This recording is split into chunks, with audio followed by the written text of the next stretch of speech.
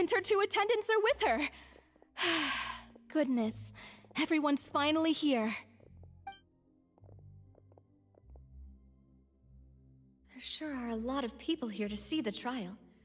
And they all seem to be oddly excited about something. I even know some of these people. Karina, Desiree, Joyville, Jolien, Essen. Why are so many people here? And why do I have no Everybody's recollection dead. of this That's case? there. Oh, And she, as for the are you judge- dead, Navia? You dead, Huh? girl? Where's Monsieur Neuvillette? Please sit in the defendant's seat. Don't worry, Silver and I shall accompany you. All right. But are you sure you can stand behind me? Typically, it wouldn't be allowed, but today is an exception.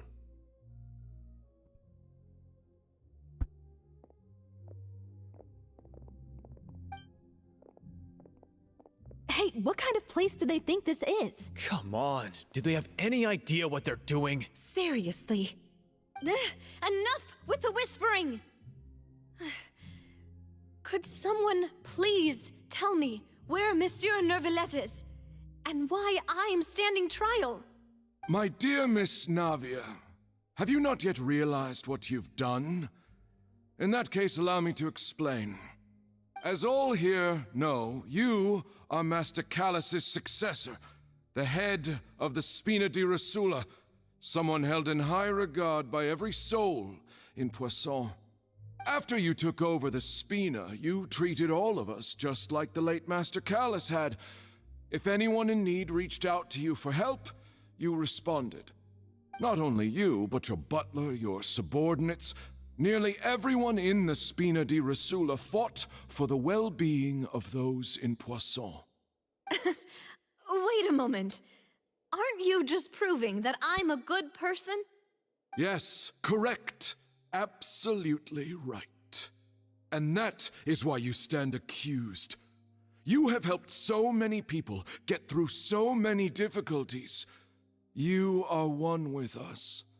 We are inseparable. We are one big family, all of us who are from Poisson, inextricably linked. And with you being so important, we couldn't possibly do without you. Therefore, this fair and honorable court shall declare you guilty, and you shall stay here. You will be together with us forever. Huh? What are you saying? Everything you have said is correct. I have indeed done a lot for my hometown, and I would be willing to be with you all, but what is the purpose of having me stand here like this? What is there to discuss? Ah, well, if that's what you think, then I have no further comments. How wonderful, Miss Navia!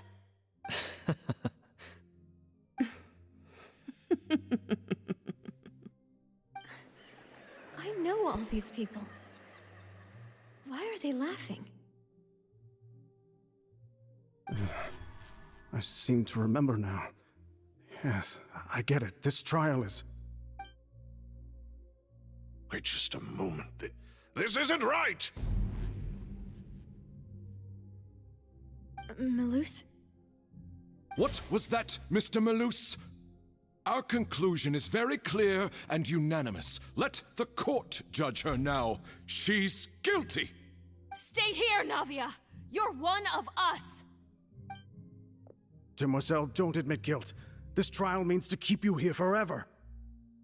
I wish to exercise my right to defend Our Lady. Mr. Joinville, you only know of Navia's goodness, but nothing of her utterly independent mind. She was born a free and independent spirit. She has never been tied down by anything. Indeed, even the death of Master Callus couldn't stop her. Her actions cannot serve as proof that she identifies herself as part of any group. She merely acted as an individual, extending her hand to help others. Please do not mistake her actions as being otherwise.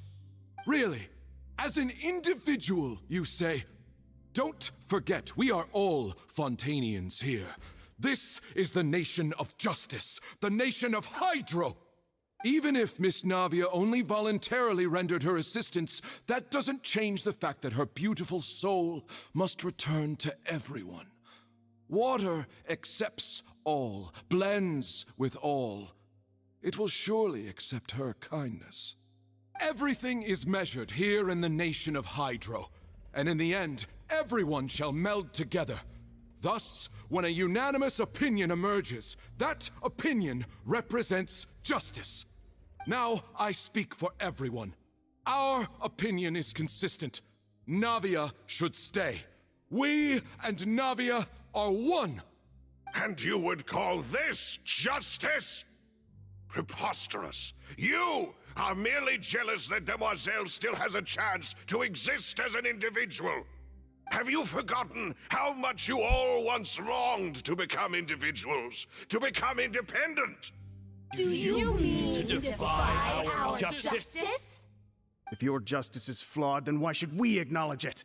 As you said, we can also have our own justice. Silver and I shall defend Demoiselle. And that is how we will enforce justice. Ugh, my head... It hurts. Demoiselle, Silver, it hurts. My head is spinning. All I can see You're is talking about the stars water swirling in front of filter. me. I remember now. It's because she's Everything drowning, seemed dude. odd from the She's very drowning in the water. That's why it's all blurry and water-like. Karina, Desiree, Joyville, Jolien, Essen, and Mr. Giverny and Mrs. Burnett, who we met earlier. Even Malus and Silver. I don't want to admit it, but they're all dead. She's not high, Don't she's be afraid. drowning. and don't admit guilt. We will That's what protect happens you when to your the brain's very end. deprived of oxygen. Absurd! Who are you to say that she cannot be judged? We are the majority, and in the nation of trials, the majority is absolute justice. We are the will of all. Don't let them escape! We shall keep Navia here with us!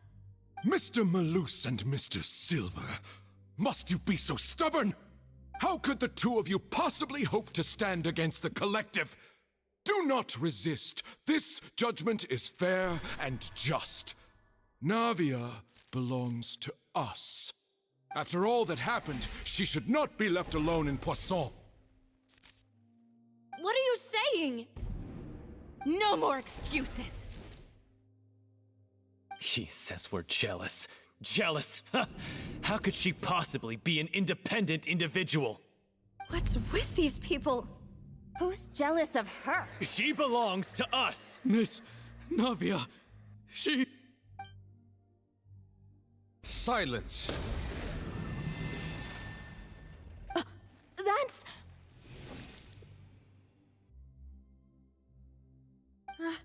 Monsieur Neuvillette! Such commotion is prohibited in the court.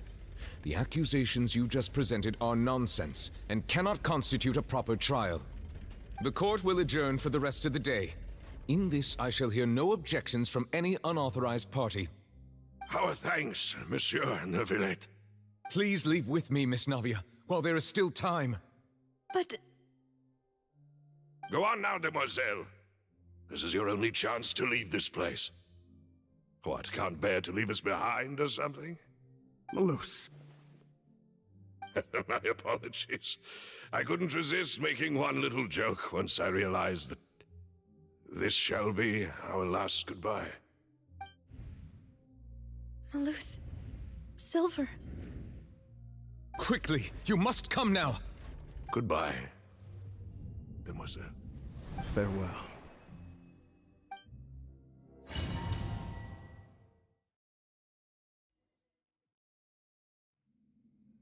No, wait! Just a second! Navia? You're awake. Good. I must have been dreaming. Malus and Silver were still alive, and they were defending me at some insane trial. It looks like you're all right. Did all the sad cause you to have a nightmare? Paimon could give you a hug. The ruins you were exploring suffered a cave-in. When I arrived, I found you falling toward the water. You were just about to be dissolved within, but I...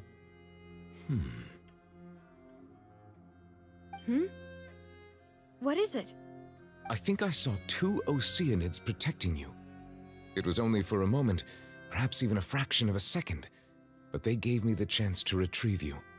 Were it not for their intervention, I would not have been able to rescue you before your consciousness dissipated. Wait, did you say Oceanids? You mean like what happened with Vache?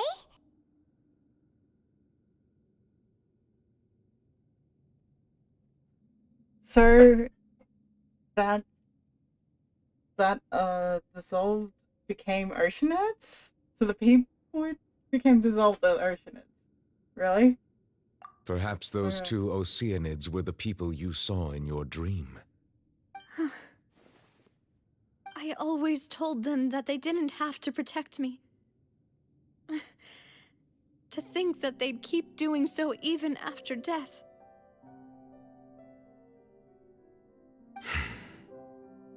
The way Please he come pronounced with me. it. Oceanids. Oceanids. Neverland, are you okay? And then me with my country. Oh, I am quite all right. Perhaps there's something we could chat about? Why do you look so stiff all of a sudden? Oh, Paimon knows. You're the type who feels awkward when there's nothing to talk about, right? I merely thought that we should give Navia some time to herself. Huh? Why didn't you just say so then? Don't you think it's even more awkward to call us over like this and then have nothing to talk about? I suppose so. By the way, Sigewin sends her regards. Ah, Sigewin. I hope all is well with her these days. Her work in the Fortress of Meropide has not been too much for her, has it? No way, don't worry. She's doing fine down there. She's an amazing head nurse. I see. Well, that is good. I have always worried that Sigewin would need a lot of time to understand the world of humanity, just as I have. Oh, and the Duke also says hi. Even though Sigewin made him do that. He hopes that you haven't been overwhelmed by all that's happened lately. Thank you. I have indeed been busy lately, and I also hope that everything is going well in the Fortress of Meropide. He still doesn't know what to talk about. Let's chat about something else then. You're the expert here, Paimon. What should we talk about? So, Neverlet, you're probably quite the swimmer, huh? Yes, of course. This isn't going anywhere. Let's try something else. How did you find these ruins? Did the knave tell you? Yes, in fact. I had arranged to meet you in Poisson, but when I arrived, I discovered that the Fatui were helping the residents evacuate. They had even transported a large quantity of supplies to the area. Amid my astonishment, I ran into the knave, and we had a chat. She informed me that she had asked you to investigate the ancient ruins here. Yeah, we originally planned to meet up with you, but we thought you might still be busy with all those official documents. We didn't think exploring the ruins would take very long, and who would have thought you'd wrap things up so quickly?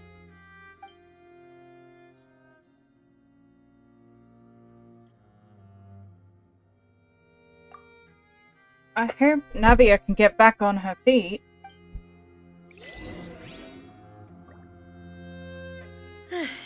I'm sorry to have kept you all waiting like that. I'm feeling much better now. I guess we should get going again. Will you come with us, Monsieur Neuvillette? Yes, if you wouldn't mind my company. All right! Another one joins the party! Let's get going then!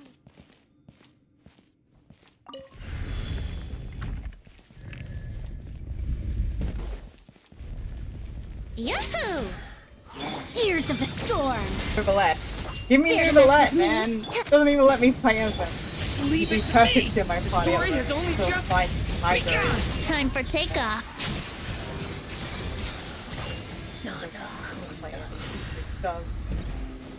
Not even Navia.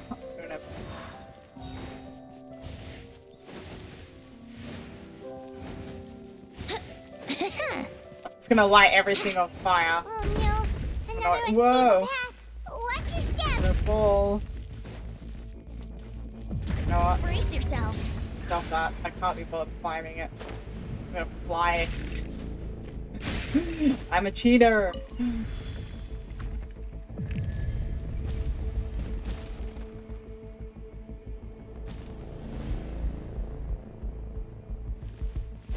Watch out! There are rocks falling over here! Okay! You... Have fun with this gift!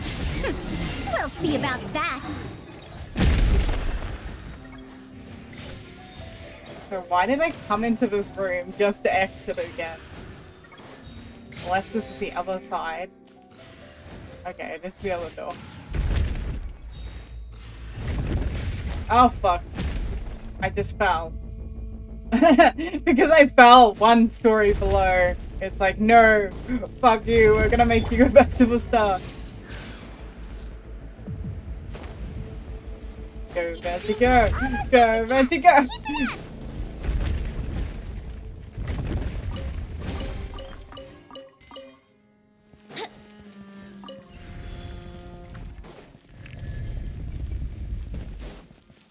Yeah. I'm going in! Think you can get away? How rude! Truth repeats its course. Dare to mess with me? Stay back! The story has only just begun! Hey!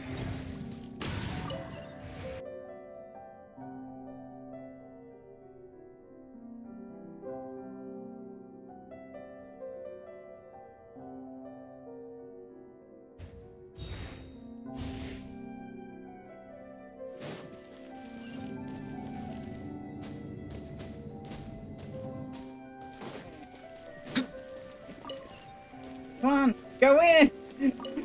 I love my... And, this is so nice. Look at the surroundings, so serene. With the, D&D dice rolling above the tower. I'm gonna call it the D&D tower. Because it's got, like, a dice rolling above it. What should we dub this one? The castle tower? I don't know.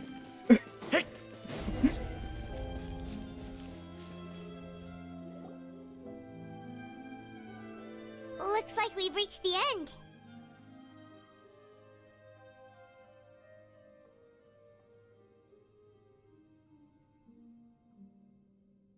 This is the place. There should not be any other hidden spaces in the vicinity. The path sure had some twists and turns, but it turns out that this place isn't actually that big. There seems to be something on the wall.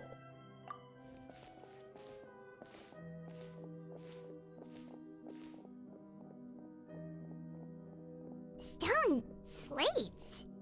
It seems like they were put here as an offering.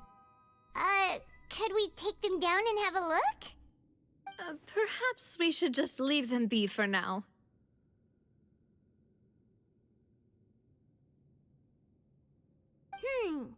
There are 4 locations in total, but only 3 stone slates.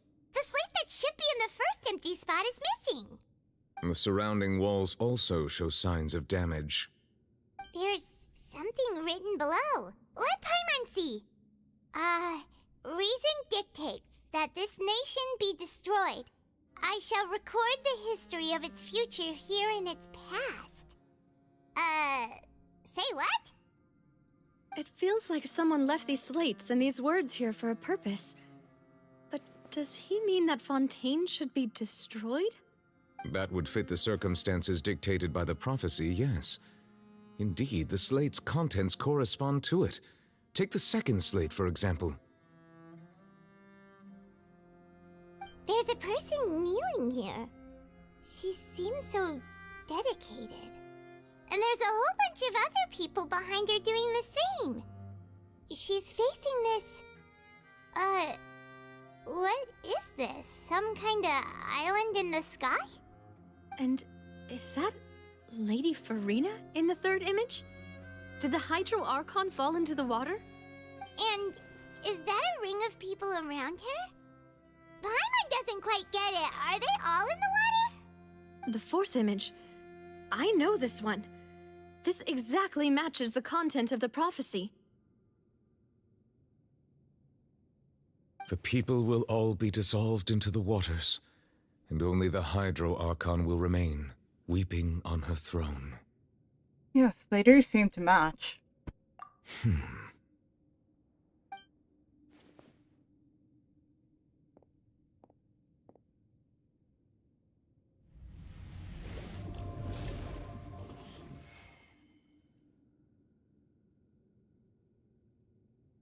More information should be hidden in these slates, but I fear I cannot easily uncover it, most likely due to us missing the first slate.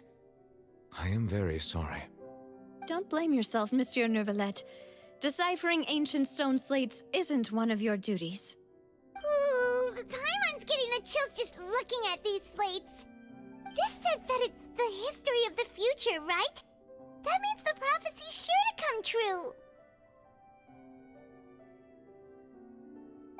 I really hope it doesn't mean that. Still, Paimon feels like these images are kind of weird when you look at them together.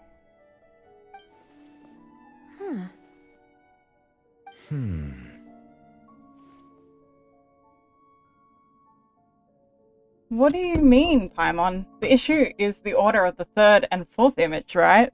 That's right! If the images are in chronological order, shouldn't the fourth, the waters drowning Fountaine, come before the third, where the Hydro Archon herself falls into the water? And yet the order is reversed here.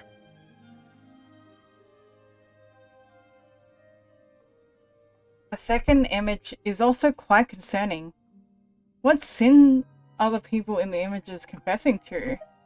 If we go by timing, Lady Farina only emerges in the third image. That means that the person in the second image might be the previous Hydro Archon. Egeria, then. I had never met her, but her appearance here does match the records. The previous Archon kneeling before the floating island in the skies, as if confessing a sin. Did she herself commit that sin? And if not, why would she be in such a posture? Also, I'm still wondering why these ancient stone slates are here at all. Judging from their contents, could this place be the origin of the prophecy? Does that mean that someone, or some people, once saw these slates? But who would have created these slates and left these words here?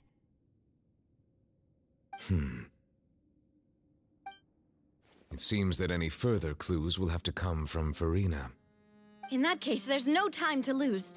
There's nothing else to be gained here, so let's head back first. Yeah, we better get somewhere safe for now.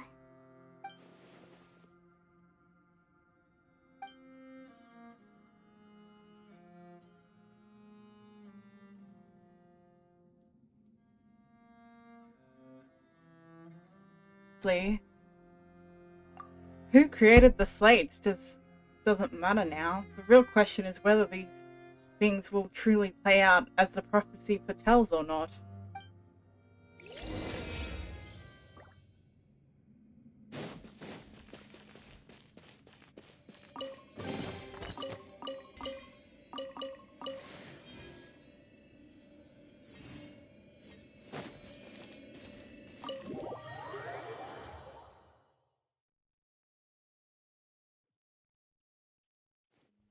Let's split up here. I'm going to check on what's happening with the Spina. You know how it is. There's some things you just need to be there for yourself. You still have energy for that, Navia? Paimon's already beat!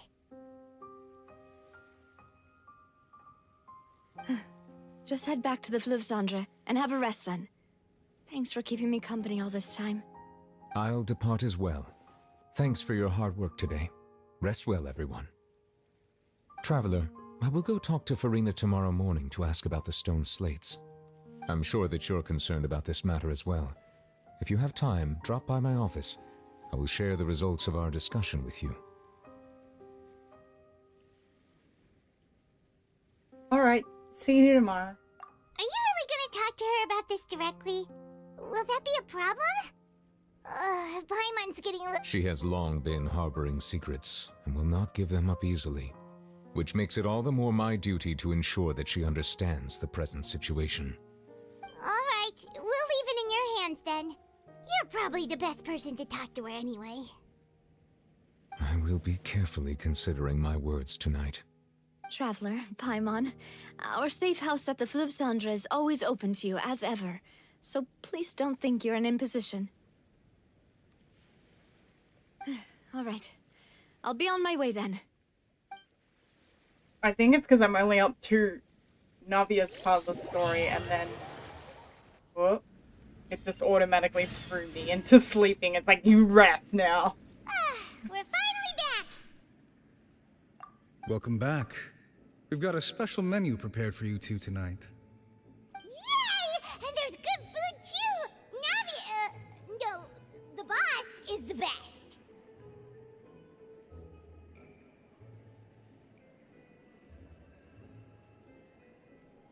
You did great. As well, Paimon, yeah. Fighting like you always do. Ooh, desserts! Nice! These are all Paimon's! Who are you calling the boss? What happened today? That's funny as. Oh, that voice. Is that who I think it is? Huh? It's you two. What are you doing in Fountaine?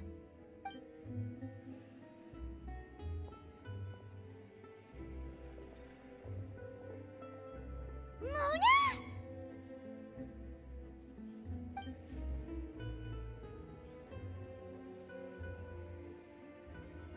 I'm not gonna bully her. Don't make me bully. The stars not tell you that we might meet here. Seriously, nobody just uses a scry glass whenever they've got time to just see who they'll meet on the road. Still, we didn't expect to see you here. Wait, you're not a Fontainian, are you, Mona? Well, I have some business to attend to here, so I booked a hotel in the city. I was just out for a stroll when I bumped into you. Quite unexpectedly, if I might add. Why did you think I was from Fountaine, though? Is that because Magistus doesn't sound much like a Mondstatter surname? Yeah, let's go with that. Well, I used to have my own surname, which was, well, some other thing. Either way, the old hag told me when she took me as her disciple that the first step to being a great astrologist's pupil was to change that name. There was nothing for it, really. She really is amazing at astrology, so I changed my name to what it is now according to her wishes. To my surprise, however, Magistus is not the name of some ancient house or clan. It isn't? Nope. Although it is used by us in place of surnames, it generally just means great. Wow! Imagine including a boast in your name. Wait, are you gonna have to put that into your genealogy as well? I reckon so. In any case, I'd give my disciple a name like this as well, if I were to take one. And may I ask what your master's name is? Astromancer Barbaloth Trismegistus. Whoa, that's a long one. Does it also mean great or something? My name means Mona the Great Astrologist.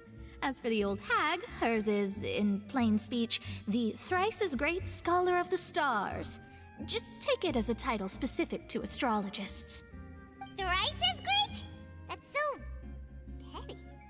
I know, right? That's just how she is. She used to call herself Magistus, actually, but when she took me in, she changed her name to Trismegistus. Talk about excessive. Megistus is thus the calling card of our school, so to speak, which makes it about the same as a surname. It's all right if you don't get it. You can look into it further should you need to study astrology more deeply. Now what am I? How about triple strength traveler or triple appetite Paimon? That one's such a good one. That sounds terrible. Yeah, you can be But travel. anyway, you're not Fontanian, are you? You Mona? haven't got a You're last from name, Mondstadt, Paimon. right? That's what we can call you. Well, I was born in Mondstadt, yes. My parents migrated to Dornman Port, and I traveled with the old hag for a while, after which I settled down in Mondstadt City. Oh, that's a good thing then. At least we know you won't be dissolved by Fontaine's waters. Speaking of that, I'm sure you're aware that a bunch of things have happened here in Fountaine, right? I know you're not a local, but I'd avoid getting too close to any water that looks strange all the same. There's something ominous about it. Well, the water, I mean. Did you come to Fountaine because of the prophecy, Mona? That was the main reason, yes. Just a while back, the Steambird invited me to take part in a panel and speak about the circulation of the prophecy as an astrologist. The invitation was sent quite early on. I don't think anyone expected Fountaine to be in this much trouble. What do you make of that prophecy, Mona? Just tell us what you think as an astrologist. Your word would go a long way to make things more certain and less scary. What I can tell you is that I'm an astrologist, and that this prophecy concerns the fate of Fountaine, even that of all Tevat. Ascertaining this is akin to reading the fortune of the whole world. I'm afraid that this is not something that just anyone can do. If I could do it, you would no longer call me an astrologist, but a visionary. But on the flip side, the prophecy is so huge and powerful that it must surely come from a powerful visionary. Its contents involve the fate of the world. Disregarding it would be a mistake. A visionary? Sounds really powerful and all, but does such a person really exist? Of course. The old hag could do it, and I'd bet there are others amongst those Hexenzirkel colleagues of hers who could do something similar. I need to ascertain the accuracy of the prophecy. Could you help me get in touch with your master? Huh? Are you sure? All right, I'll help you. It isn't often that I see you with such a serious look on your face. I'll tell you once I hear back from her. Thanks, Mona. You're amazing as always. Oh, well, this is something only I can do after all. So yes, your praises are quite welcome. That's the greatest of astrologists for you! Of all the people we know, you know the star's the best! Indeed, indeed. That's the spirit. Oh, sorry. I came to see what all the commotion was about. If there's anything you need, do not hesitate to inform the Spina di Rosula. Oh, whoops. Guess we were getting a little too carried away there. Well, I'll go tend to my own business now. If I receive any news, I'll be sure to come find you two again. And there she goes, quick as rushing water.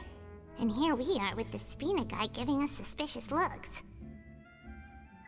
Well, we were making a ruckus. Right, but we were able to recruit Mona's help, didn't we? Our Fontanian friends will thank us someday.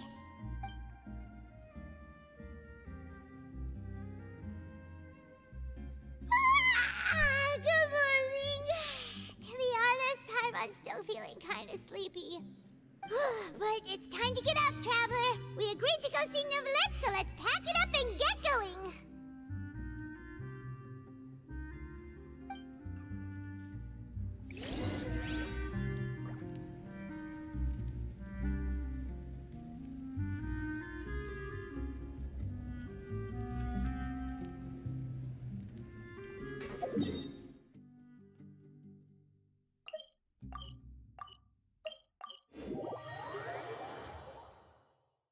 Why is Neuvillette in jail? That's my question.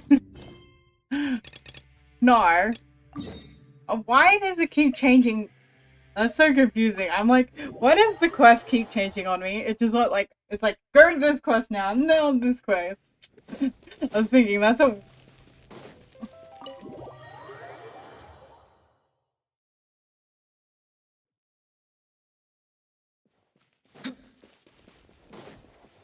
Hey!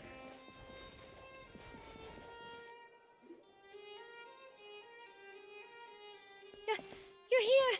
Finally! Is something wrong? Monsieur Neurvalette and Lady Farina, they seem to have gotten into a dispute.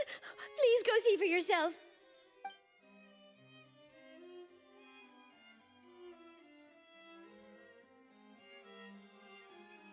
Like they're I fighting. said, I've already explained everything. And yet the problem has not been properly solved. There is little space for excuses between us. It is not my intention to offend you, but please tell me where you stand. You are the We're having a Hydro couples Archon fight. Fusillor, are you not? Look at this. This is a list of the victims from the recent Poisson incident.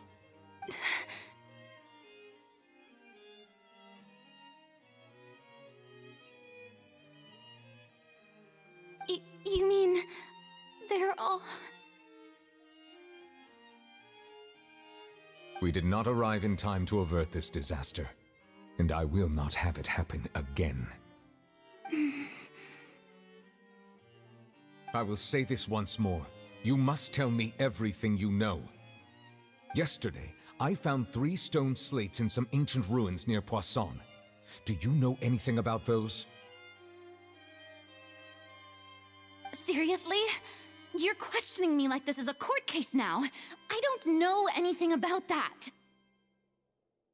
But you found them in some ancient ruins, you say? That's correct, which is why I came to ask you some questions. There should have been 4 slates, but one of them was missing. The other 3 feature different images that seem to correlate to the prophecy. The prophecy? The second of these slates depicts the previous Hydro Archon Egeria kneeling before a floating island in the sky, as if confessing something. Do you know nothing of this either? I don't. I've never seen such slates. I'll ask you again. Do you really have no information regarding the previous Archon? My deciphering of the slates indicates that the Hydro Archon Egeria once had to confess to, or apologize for, a certain sin. If anyone would know about it, it should be you. All gods don't have the same secrets, you know. She was herself and I'm me. Is it really so strange that I know nothing? I understand your concerns, but I'm sorry. I just don't have anything to tell you. Forgive me for saying this now, Lady Farina, but I have long known of your various secret investigations into certain matters.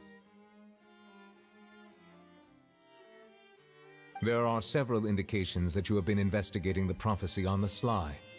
This is not strange in itself, considering that you are the Hydro Archon. But it is strange that you should also claim to not know any of Egeria's secrets, as well as do nothing following your inquiries. You have never been as superficial as you have presented yourself to be, nor are you a fool. And yet, your behavior is very inconsistent.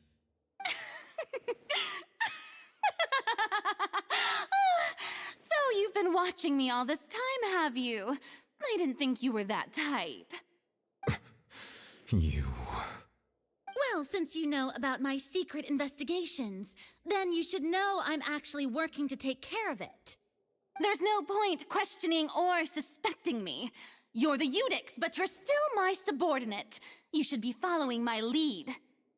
Just trust in me, you're Archon, and do as I say. Never mind whether you can truly convince yourself to or not. It'll all turn out fine. That's all I have to say. We do not discuss this matter again. Oh, the opera's about to start. Toodles!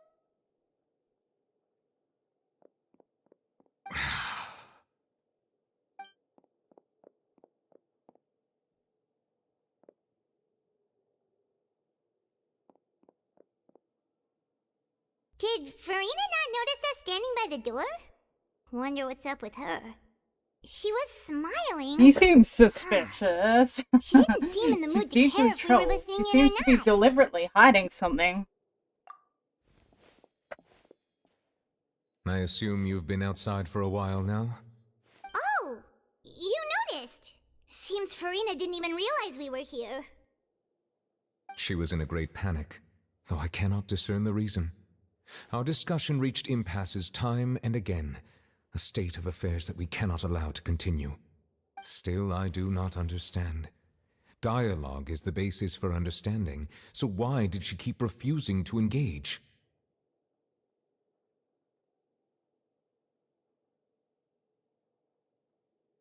I'm afraid questions alone might not suffice.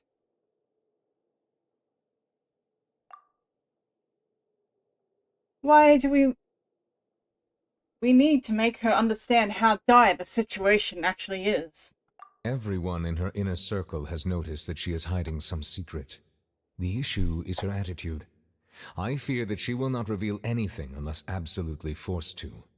We may have to create a situation in which she will have no choice but to speak.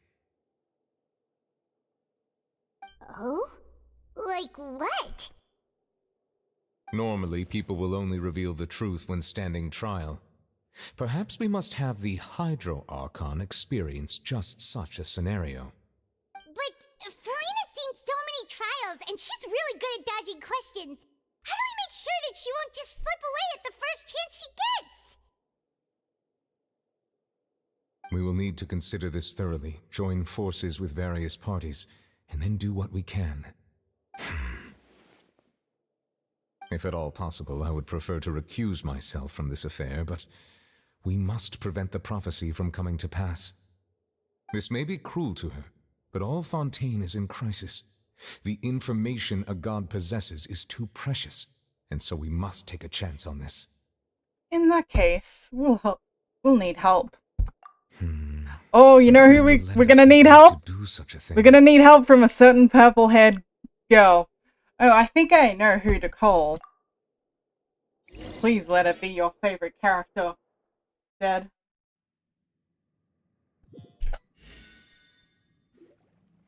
Well, that's everyone, huh? Speaking of which, it was pretty smart of you to think of hiding here.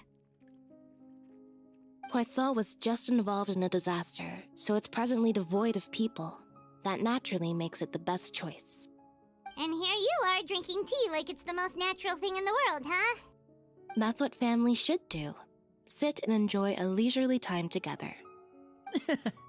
It's nice to enjoy tea here, you know? Care for a cup? Lend me your ears, everyone. Or perhaps one of you might like to start us off. How about you, friend? Me? No, I don't think I can. Then, how about you, good sir?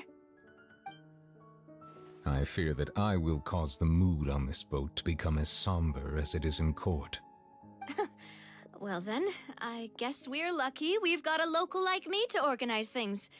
Wonderful, the spotlight at last. Down. I thought for a second it was gonna be, you know. Things from here. But no. That was a little long-winded, don't you think? Oh, you might be right. Anyway, to cut to the chase, our friend here, the Traveler, has brought us together to discuss something. Look! Your favorite girl is here! As for what that is, well, let's start by saying that we'll be pooling our efforts together to create a series of traps. Oh, how intriguing. Well, it's just an expression, really. One that I just learned from Chlorand, and used on the spot. So, let's invite her to explain in detail. A round of applause, please.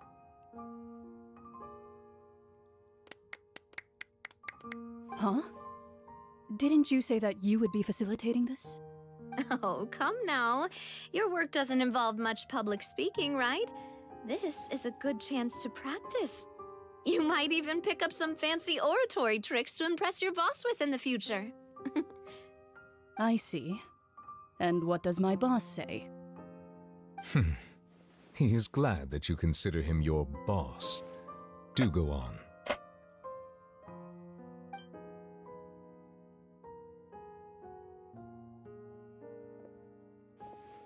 In that case, do any of you have experience hunting?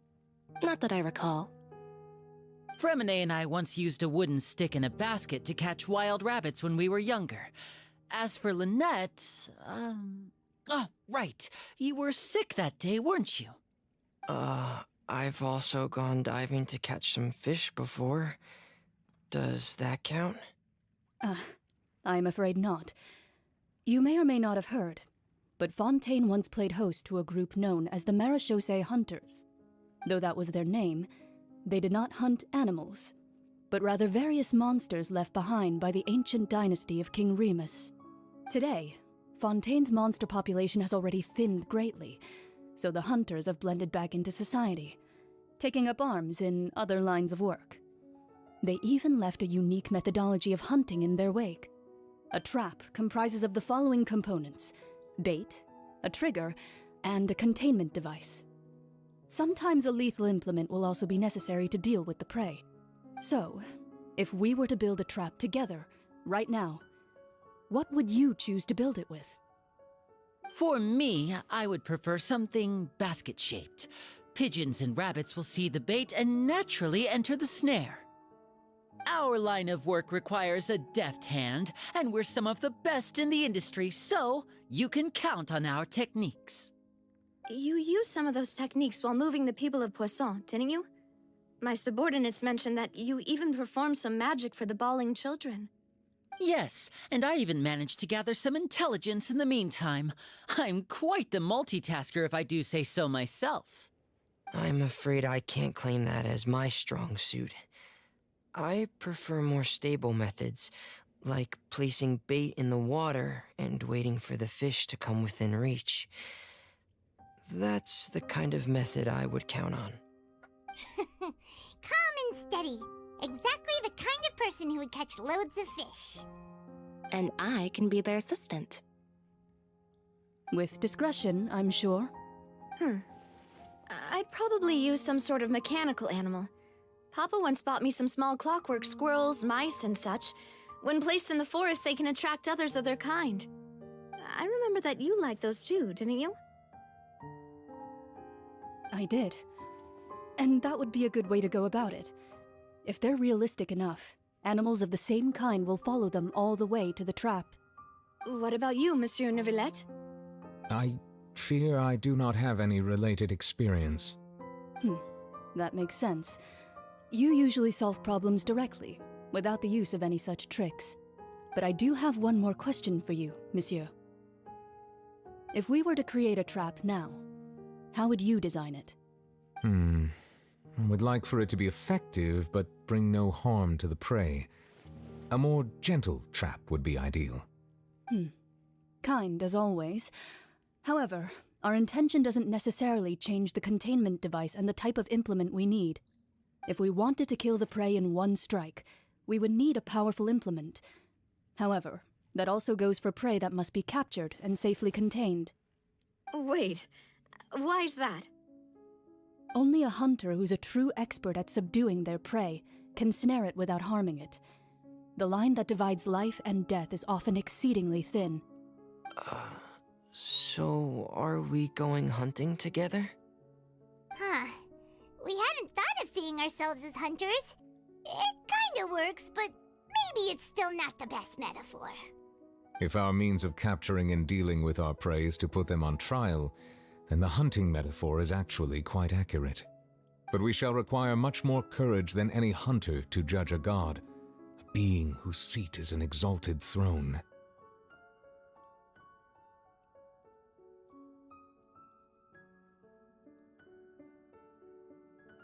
That's right.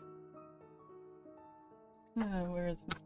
Oh, watch out, my cat. Oh, Sorry. So that's what's going on. My cat is Sounds very interesting.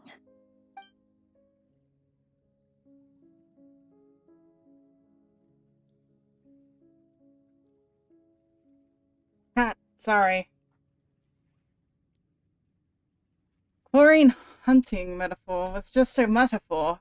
You will not call this a hunt because it is not what you should do at present, nor has the relationship between you and Verena reached such a dire state.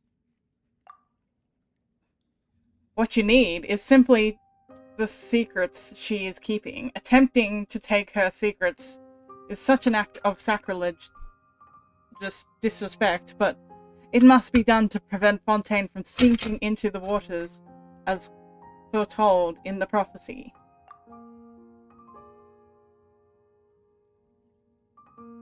This is neither hunter nor prey, but we must be a trap. That is what you need.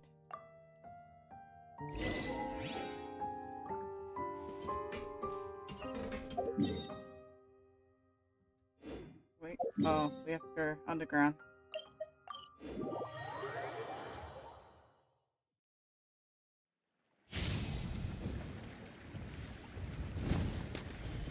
You look dead. You came just in time. Hopefully we get more chlorine now, hey? Whee! I'm nearly there.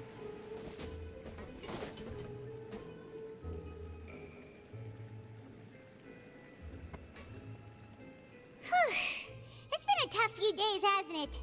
So much has been happening. Those meetings did make me hungry. Paimon didn't think the meetings would go on for so long, but everyone seemed pretty fired up, huh? Paimon thought they'd be at least a little frightened. Well, Fremine was, now that Paimon thinks about it, but everyone else just looked a little surprised.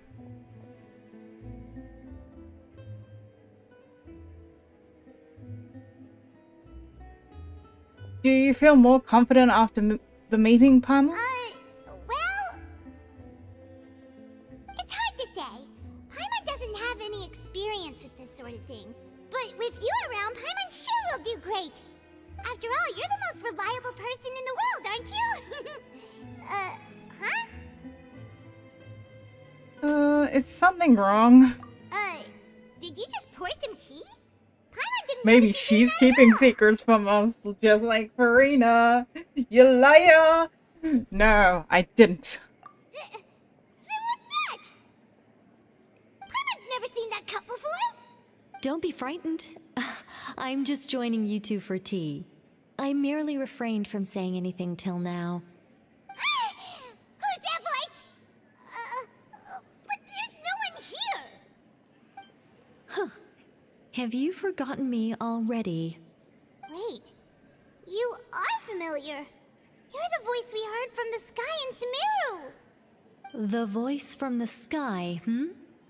I fear that description is wrong, though not completely wrong. You're feeling lost now, just as you were feeling previously. I sensed that confusion, and thus came to you. Guiding people is an irresistible hobby of mine, after all. Who are you, and what do you want with us? Consider me a passerby, just accepting a commission from my friend's disciple on a whim.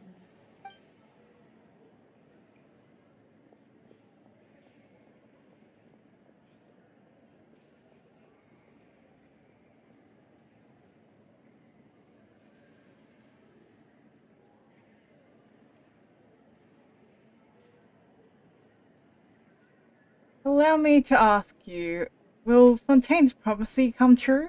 The prophecy? Oh, it's... Yes. What has been prophesied will be it's fulfilled. the end mage. You may I view knew it was such one of things the as the mages. history of the future. What? Then is there any way we can stop As in Nicole. I believe it's you pretty have much witnessed a Nicole. We're failed talking to attempt with Nicole your at the own moment. eyes. Can everything in Tevat so easily be changed?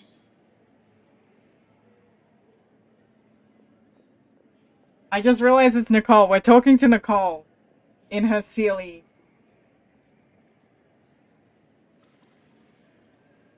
There it is. Again, fate. Can there really be no exceptions? Ah. So you've caught on. Just as prophecies are usually only the future as seen from the perspectives ninja of the mage. gods. Could things be happening in hidden corners? Yes, and where the gods' Nicole's gaze the does end not mage. fall? Are the things that you shall Of the see Hexerite Circle, she's different from the fate that the gods perceive? And remember, she loves law. So... What is she talking about? all sounds really impressive and important and stuff, but it also sounds kind of scary.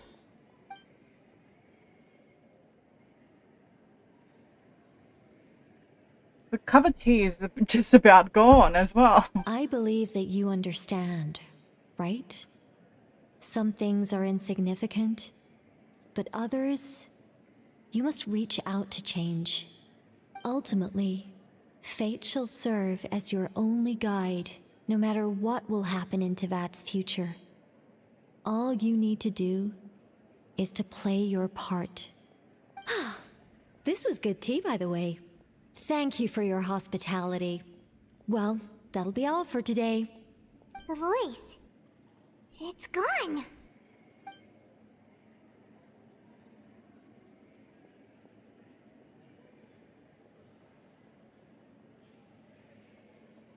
Mage N? Is that a clue? Wait, what did she say?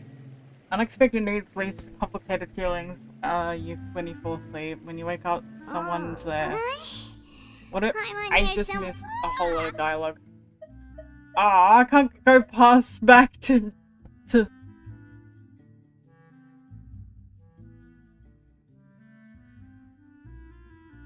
Someone's outside. Who's outside? Hey, it's you who's getting lazy, okay?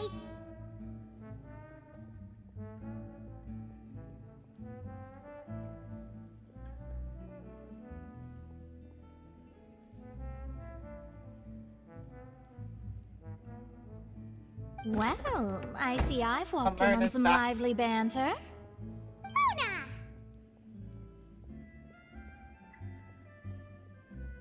How's your day been these past few days? Fine, just fine. I went to take part in that Steambird panel. It turned out to be more interesting than I expected. Not all Fontainians are pessimistic about this.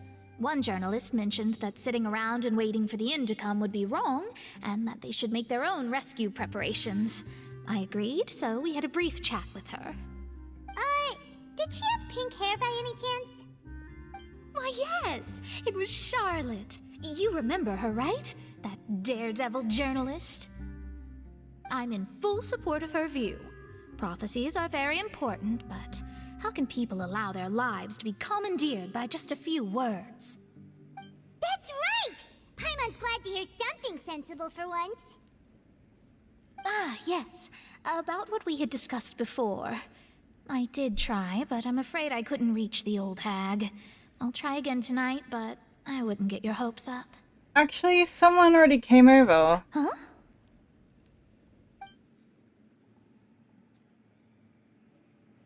Goodness gracious. Are you serious? I believe she came to pass a message to us. She said that even the god's gaze has blind spots. Pretty bold if you ask Paimon. Most people would believe the gods to be all-knowing, right? The Hexen Circle members are certainly anything but ordinary. As for the mage named N, the old hag has mentioned her a few times. She said that N's sense of direction is incredible, and that she loves guiding those who are lost. But I've never met her, and if she were still alive, she'd be... well, suffice it to say that the hag's at least a few hundred now, and N's been around for longer than that. Whoa, the Hexen Circle sounds like a scary group. But they must really stay in shape to live so long. Their abilities alone are pretty terrifying. If she came to see you personally, then the problem you're facing must truly be of great importance. Well, it's not like Paimon could understand anything she said. Yes, she was quite cryptic, but I suspect she means that there is still a way to turn things around. She didn't say when or what that would be, though, so... perhaps it is something that you cannot know right now.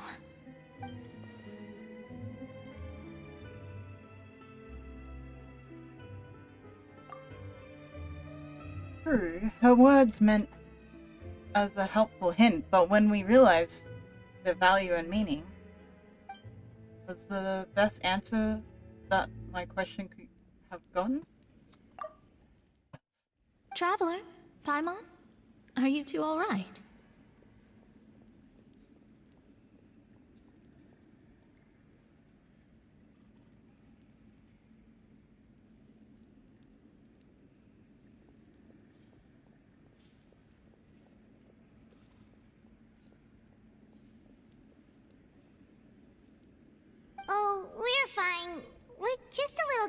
right now. It kind of feels like the end is coming, you know? I see. I feel that same sense of desperation, too. I guess you could consider me someone who has often witnessed fate. So far as I have seen, it cannot be swayed. But even so, I still hope for, and believe in, miracles. Astrology is eternal and rational, but fate may not be.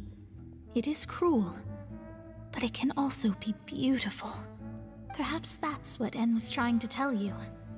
Not to lose heart, and to believe that what you are seeing playing out before you is not yet set in stone. I did originally think of steering clear of all this, but I couldn't. Even if this is all futile, I still wish to help everyone. If we don't struggle to the last, then how can we face the end when it comes? Huh.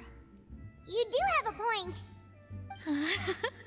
There I go, talking about astrological principles again. Sorry about that. The moment I start talking about work-related stuff. I need to get going. Don't worry about it, Mona. And thank you. It was worth trying to comfort you, even if only a little. I believe that you'll help those who are struggling in the same way I did. I suppose that might be why we always seem to meet by coincidence. Paimon feels kind of moved by what Mona said, but also kind of sad too. Hey, Traveler, Paimon suddenly feels like going outside for a walk. Let's go. Let's walk around the city, shall we? There's a few spots we always like to walk by.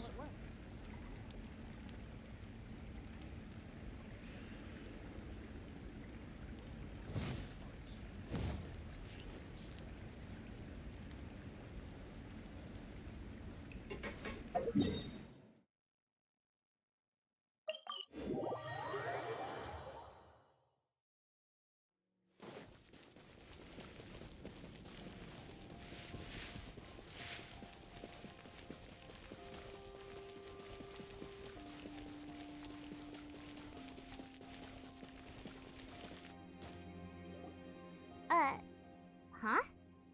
Our names are written in this newspaper. What's going on? Maybe we're famous. Let Paimon see! The underwater stronghold, the Fortress of Meripede, has continued in its noble autonomy, but that does not mean that others cannot interact with it. My recent attempts to enter the fortress bore little fruit. Huh. Guess Charlotte still hasn't given up on that. Thus, did an Outlander friend become the focus of this report, a blonde adventurer with their white fairy legends trailing in their wake. It is said that this mysterious traveler once visited the underwater fortress. So while the fortress's interior remains a mystery behind closed doors, do not fear, for the tales of the traveler contain surprises in spades. Journalist Charlotte's biggest scoop yet, the Traveler's Trail, World Walker. Huh. Charlotte took so many awesome photos of us and we never even noticed her. She hasn't been able to get a hold of anything at the fortress, so since we're easier to find, she's using us as the subject matter instead? That sure seems to be the case. Ugh, seriously? Well, fine. Those headlines and photos do look cool, so Paimon will forgive her this time.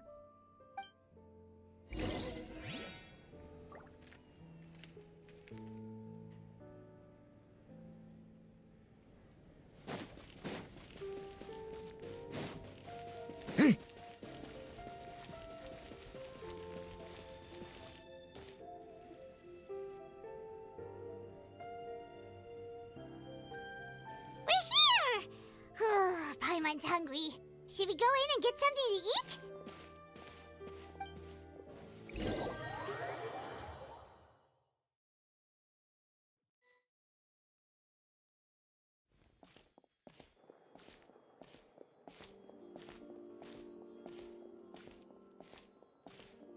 Hey, quick! Look!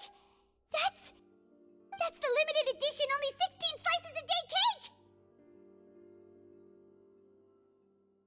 It hasn't already sold out for the day? It was so delicious the last time we tried it, despite the tense situation we were in. Let's give it another go. I'm sure it'll be great. We can't let anybody get ahead of us. One slice of cake, please. Someone showed up after all. Oh, wait, you're the one from the Palais Mermonia. Oh, are you here to buy cake too? It seems Monsieur Nervalette was right. You really can eat. Wait, did he really say something like that? That's right. Even he has his own preferences when it comes to food. As for me, I love the cake and coffee here. Do you come here often? Usually every day. Every day? It's part of my daily schedule, apart from work. I shall have my cake and coffee. Then what if someone told you one day that this place would be closing soon, and you wouldn't get to eat cake here anymore? What would you think? But why would it close? Well, Paimon doesn't know either, but maybe the waters will rise tomorrow. You know, like in the prophecy. Oh, the prophecy. To be honest, I haven't paid much attention to that. No, still, even if there'd be no more cake tomorrow, that wouldn't keep me from having some today. No, it's the same for eating in general. You might not be able to eat tomorrow, but if you can do so today, then you should carry on. That's what people call living, you know. Huh. Don't be sad. Excuse me, could I have 2 more slices of cake to go? These 2 slices are for you. Sijuin said that this kind of expression you're making is what humans call being sad. Oh, you know Sijuin? I sure do. She was born before me, and she sometimes comes to the surface to teach us things about humans. She said that humans are creatures that are saddened easily, yes, and you can only lift their spirits by feeding them delicious food. So please try the cakes here. I've got something else to do, so I'll be going now. You two try to stay in a good mood after eating, all right? Bye.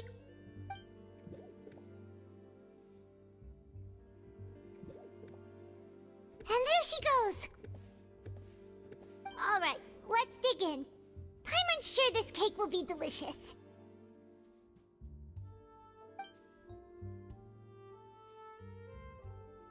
It's more delicious than last time, and the flavor gets even better with a sip of tea.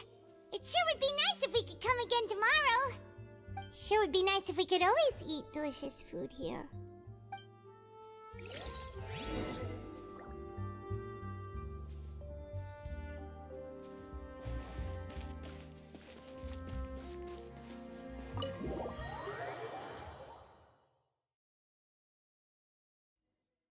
Oh, we're near the Steambird office. Let's go look for Charlotte and have a chat.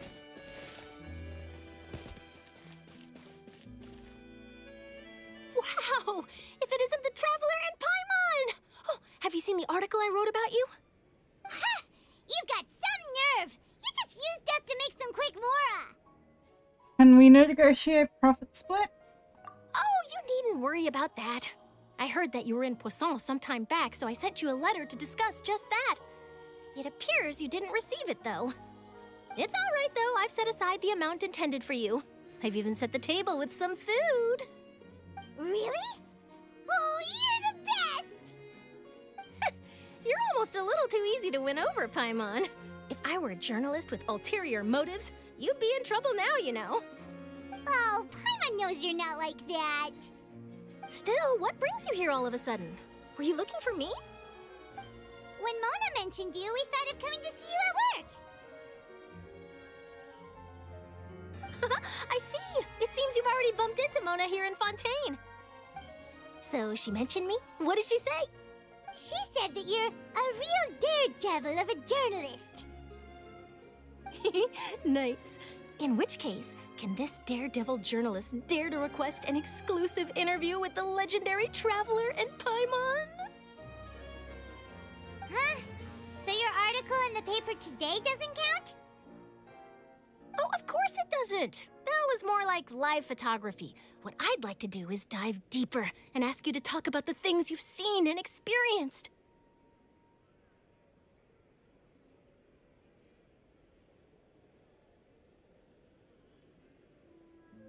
So, seriously, want to interview? Yeah, are we even qualified enough? Why not? If I say you're worth an interview, then you're worth it. But not right now, of course. I'll need a few days to prepare. Oh, in that case, we'll just chat when you have the time then? Oh, so that's a yes? Ooh, splendid! I'll tell the editor-in-chief immediately. I'll have to apply for lighting, a venue, some props, and... Whew, so much to get done now. Talk to you later. Wait, Charlotte, Paimon's still got a question for you. And what's that? If, just for example, Fountaine were to be flooded tomorrow, what would you do today? Huh, that's the prophecy you're talking about, isn't it? I mean, I do hear about it often, but I've never once thought that the day could be tomorrow. If you're seriously asking, then I might try and think of a way to leave Fountaine. Oh, but I'm still a journalist first and foremost. That means I have a duty to be reporting from the scene. And secondly, I wouldn't forsake my homeland that easily. From what I've seen, most people don't know what they'd do should the worst come to pass. In truth, it might be better just to behave like normal rather than worry over such an end. So in all likelihood, I'd probably still be prepping at the office for that interview of ours. I know what you're thinking. That sounds a bit sad, but I've always believed that it's best to do what you enjoy. Just think about it. If this nation really were to be suddenly destroyed tomorrow, but I still successfully finish an exclusive interview with a truly unique person, then the story I would wind up writing would truly be timeless. And then do you know what I'd do? Well, I'd write that story, send it for printing, and use messenger pigeons to get copies out to the various nations as soon as possible. I'm not a dreamer, nor am I a workaholic, but I do love my job, and I'd be proud of leaving such an article behind. I guess you could say that I was born to be a journalist. But anyway, that's my answer. And on that note, I'll get back to my preparations. That's so nice. All of a sudden, Paimon actually kinda envies her. Anyway, let's go and take a look at the sea, shall we?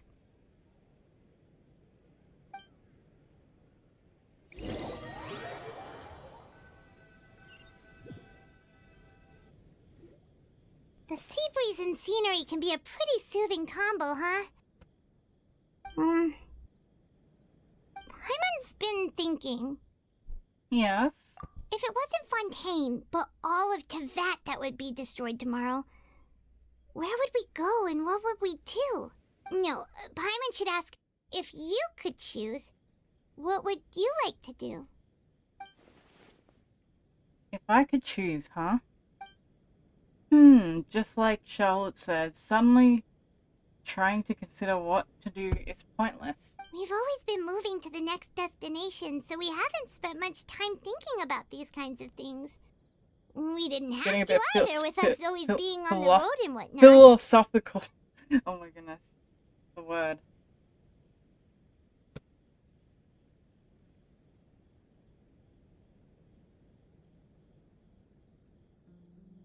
Until that moment comes, I think I'll keep journeying on. You mean, still traveling? Yes, cherish every single moment. I have to look upon this world. Huh. Wait, isn't that what we've always been doing? The banter goes back and forth, and the two of you, as time slips by, and nightfall, you return to your accommodations and end this busy day. The next few days are just as calm. Charlotte comes to find you and conduct the interview. Can't be bothered. Navia is finishing her business in Poison, which drops by to take a photo with the two of you. All goes well. When are we gonna find out Karina's secret?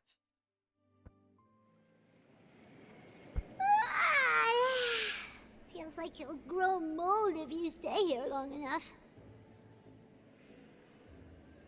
But it's still better than the Fortress of Meropide, that's for sure. It's not only damp there, but salty too. Ah, so the two of you are still here. Wonderful. Oh, you're from the Palais Mermonia, aren't you? Yes, I'm Isadora. Monsieur Nervillet sent me to look for you two before. I heard that afterward you went to the Fortress of Meropide.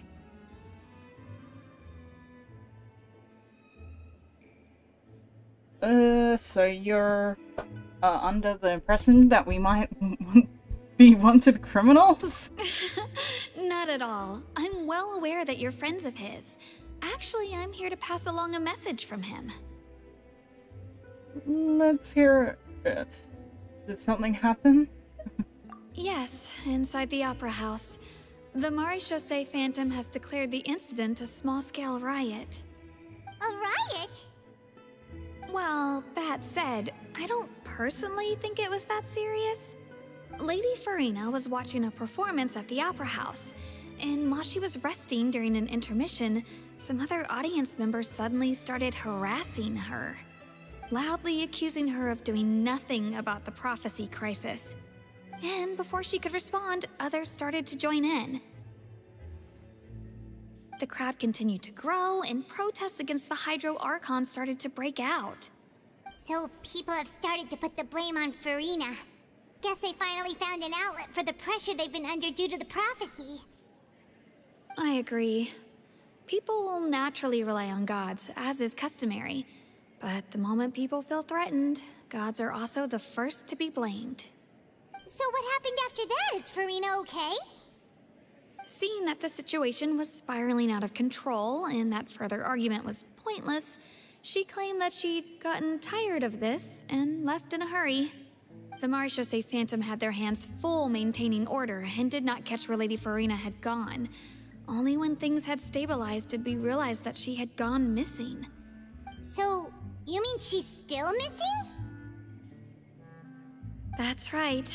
The Maréchaussée has dispatched many people to search for her, but we don't have any leads yet. That said, I don't think there's much to worry about. She is a god after all. Even if she were to fall into the hands of rioters, what could ordinary people do to her? Good. Monsieur Nervillet sent me to tell you about the situation, but he didn't say anything else. Don't worry, this is more than enough to go on. Thanks for keeping us informed.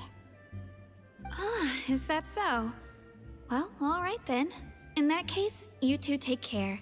I'll be heading back to the Palais now.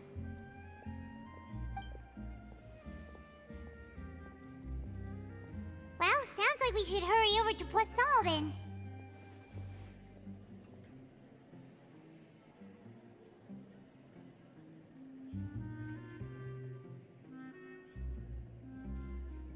If we know Farina, she won't try to fix things in this situation. Instead, she'll look for a place to wait out the heat. And as we also know, she may be loud and dramatic, but she doesn't have a heart of stone. When Nervillet was talking to her in the Palais Mermonia, and she heard about Poisson, she couldn't hide her sadness and remorse. It would be hard for her to ignore being accused by the public today. Paimon thinks Farina's probably taken the opportunity to slip away to Poisson and try to relieve the sense of guilt that she's feeling. Huh. Well, what do you think? Paimon knows the answer, of course, but Paimon can do the analysis to back it up, too. Cool, huh? I see. Becoming a detective has done you some good. At least now you're useful. Oh, hush, Blue. In that case, there's not a moment to lose. Poisson, here we come! All she eats is food. It doesn't help me much, except for talk.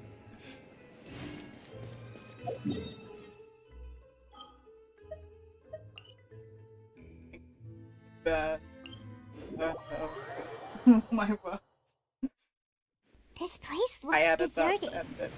Guess all the survivors must have evacuated already. All that's left here are signs of devastation. Could really be here? Let's try to find her as soon as possible.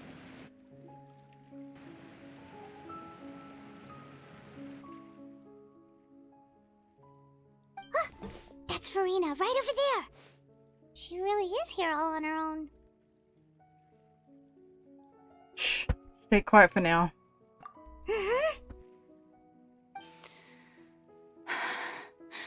Should I just give up?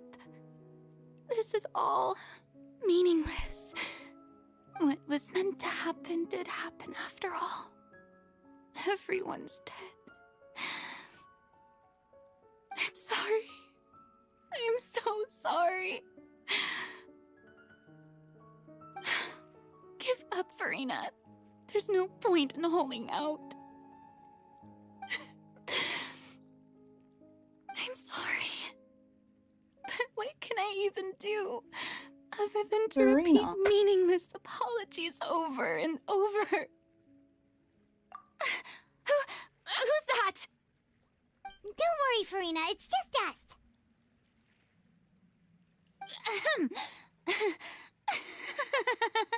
So it is you, blonde traveler from another land. Why, I almost thought you were someone from that mob of my ignorant subjects, come to kneel and beg for my forgiveness. Farina, you were crying just now, weren't you? The tear stains on your face are obvious. What do you mean, tear stains? Oh, I remember. The show at the Opera House earlier this morning was so moving.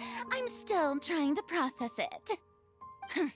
Who did that uncivilized rabble think they were, disturbing my enjoyment of the arts? They even dare to tout their Archon. I must teach them a lesson. I can just imagine their twisted and frustrated faces once they realize that I'm nowhere to be found. Oh, and I'm sure Nouvellette and those people from the Maréchaussée Fountaine are freaking out right next to them, too. Stop trying to act tough, Farina. Of course not. Hey, there she is! The Hydro Archon's over there! Quick, after her! Kinda sounds insane with the laughter. Farina, those people seem to be after you. They are? They're just some rabid fans who want to cut the line because they haven't been able to meet me in person, aren't they? That's against the rules. I can't let them get their way. Farina just ran off! Quick, we have to catch up with her!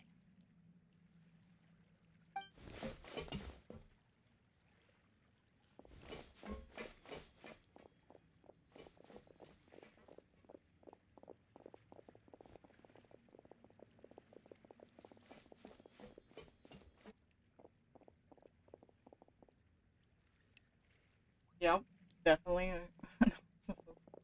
Special concept. He isn't yet. This should be the place, right? Hey, Farina! There's a good hiding spot over here. Quick, come to Paimon before the rest of them catch up to you. What is this place? Hurry, they're almost here! Fine. I suppose haste is warranted. Lead the way.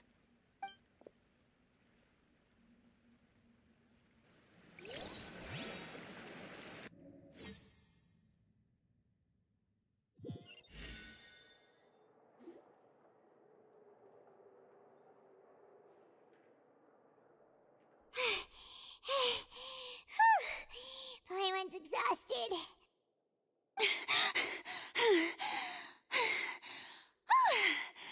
I'm so tired. I totally thought they had caught me. No, I mean, I merely gave in to the sheer enthusiasm they displayed. This place is not what I'd call soundproof. You might want to lower your voice to stay hidden. You're right. Yep, that's a good girl. Paimon praising her like a dog. What's happening? The ground's shaking. Is it an earthquake?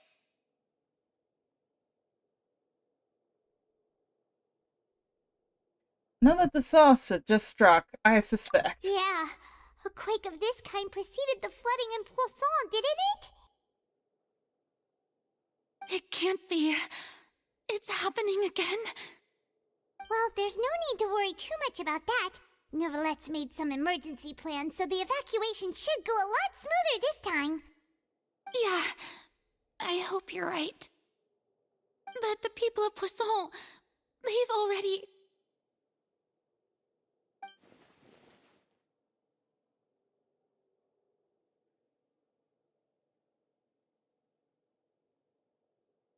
Has Farina finally reached her limit? Now that she's talking about her actual feelings, she's starting to look far less stiff. It's true. I've been investigating the prophecy for hundreds of years.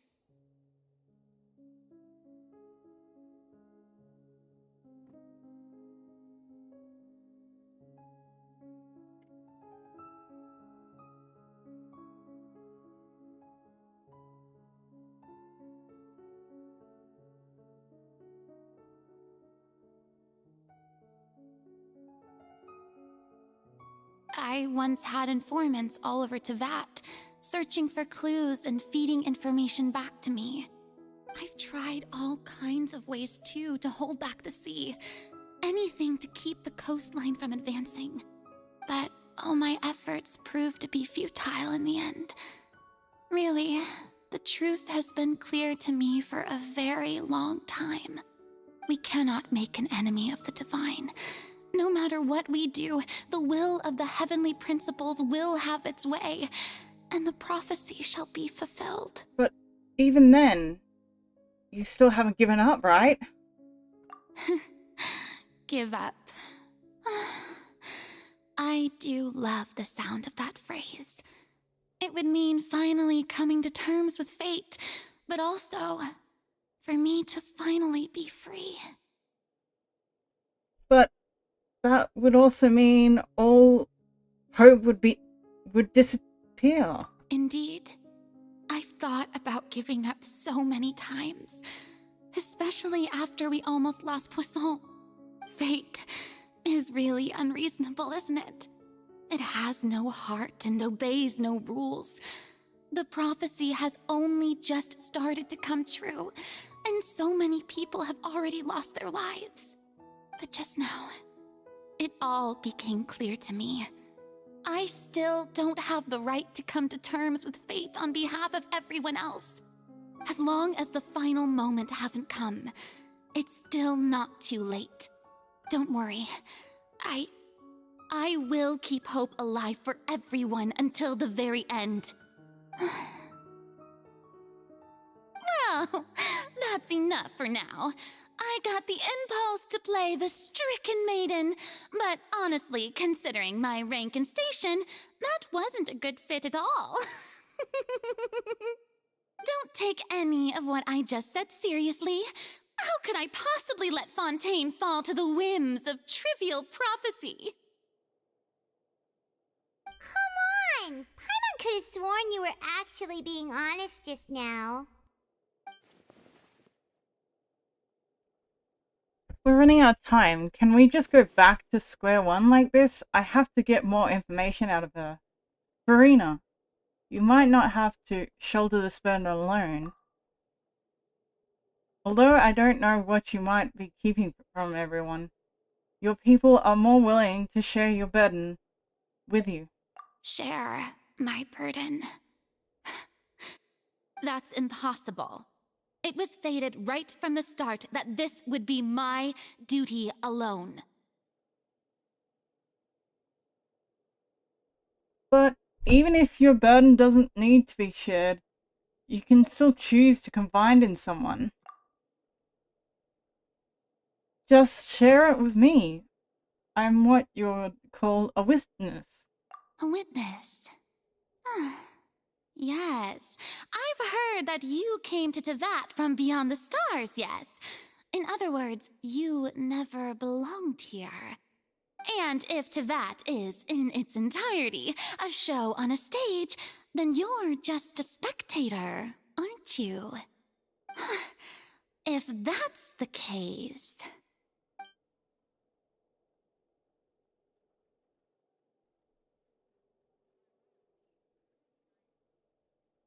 There's no time left. Please, Farina, just spit it out.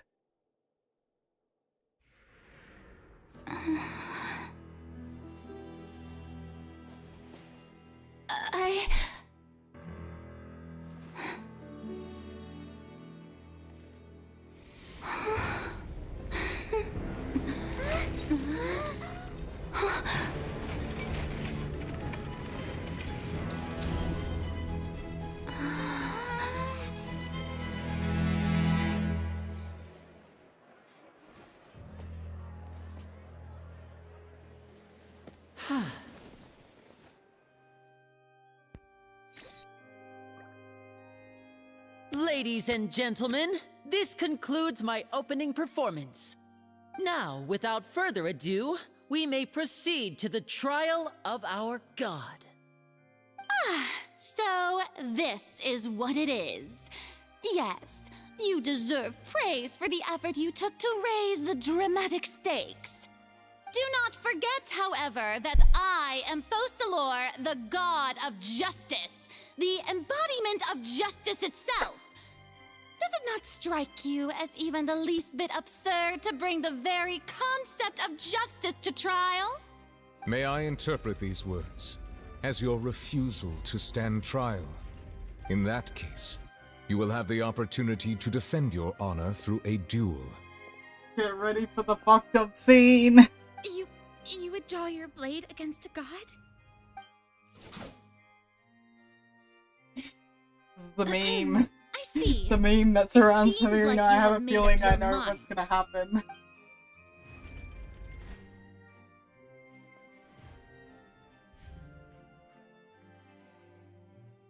Paimon can't believe it. She just surrendered. What the heck is going on? Did I just see an Archon surrender to a human? Wow, how utterly humiliating. Lady Farina, what is the meaning of this? Shh. It would seem that there has been a misunderstanding. To be clear, the raising of both hands is not always an indication of surrender. Looking for excuses again, huh? I raised my hands just now to indicate my acceptance of the trial. No duel shall be necessary. I will admit that I've been running away for a long time. I'm sorry, everyone. I was unable to protect the people of Poisson. It is my duty to stand trial for my crimes. You are not the only ones to be disappointed in me. I, too, am exceedingly disappointed in myself. But now, it is time for the Hydro Archon to show you her courage and resolve. I, Farina, will use this trial to show the world the true meaning of justice! This time, I will protect you. Applaud and rejoice! One of the most outrageous and fantastical arcs known to the opera epiclese is now unfolding before your eyes. Mark my words, this shall be one of the most exhilarating and brilliant shows ever to grace the stage of Fountaine! The trial of the Hydro Archon, Fosalor, will now begin! Woohoo! Oh, now we're making history! Why does it feel like Farina just took over the whole thing? Like, come on! Didn't she just get forced to stand trial for her crimes? Also, even though she's still acting super dramatic, she is taking this seriously this time, right? All right, then. Who will be my opponent in this trial? The court asks the prosecutor to please take the stand. Thank you, Your Honor. that so? Very well. Then please speak, witness of Tivat, my accuser and fated opponent.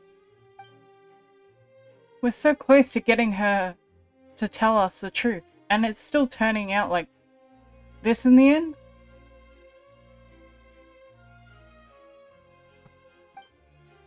It's okay. As long as we can defeat Farina and Cord, we still have a chance to figure out everything.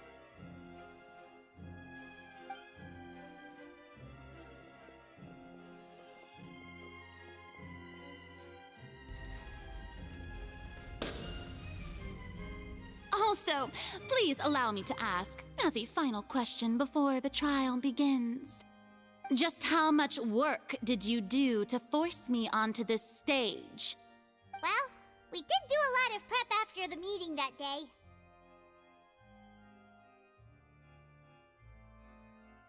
I can go over the tasks assigned to the Spina di Rosula, since they were rather straightforward and easy.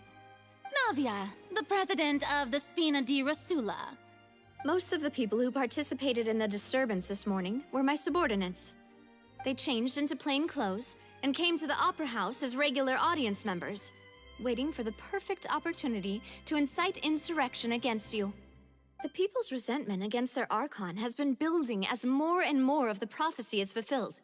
A spark was all we needed to turn smoldering anger into a flame. Moreover, according to our understanding and analysis of you, when something like that occurred, you would likely flee the scene and head to Poisson by yourself. So, we arranged for a second group to lie in wait there.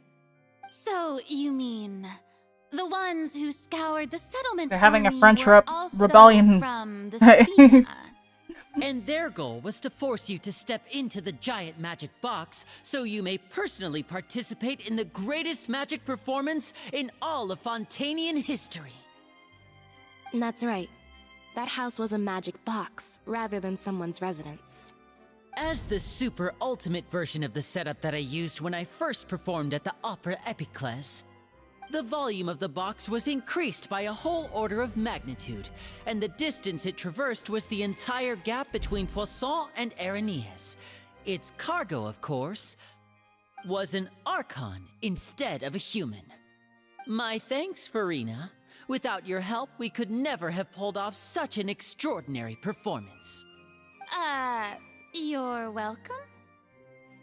Of course, this performance was only made possible with Father's support. The House of the Hearth spent a massive amount of labor in Mora to pull this off. We had to select a location, construct the giant magic box, dig a tunnel, and open up a path through the water. It was a lot of work for all of us. So, in other words, the earthquake that we felt within the giant magic box was just a normal tremor from the transportation of the whole house? That's right. It wasn't a sign of another disaster to come. Sorry about that. We deceived you back there. Wow. Whoa. Then, I can guess Nervilette and Cloran's parts.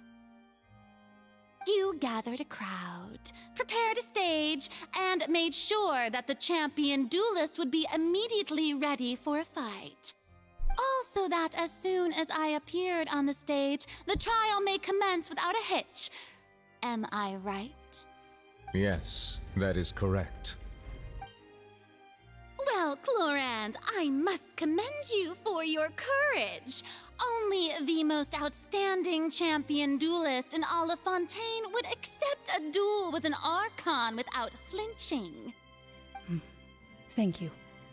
As for you, Traveler, I suppose your role was to keep me distracted with conversation once you found me in Poisson. You'd make sure that I didn't notice anything amiss before revealing yourself as my prosecutor once we'd arrived onto the stage. No, you guessed wrong. Oh?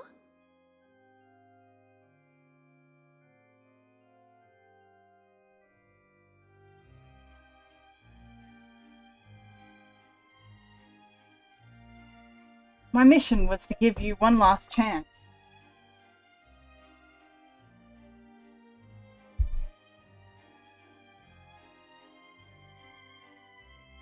We hope that you share your secret with us before the magic box arrived onto the stage. Is that so? Then I suppose I must have missed my final chance. It's fine. It matters not.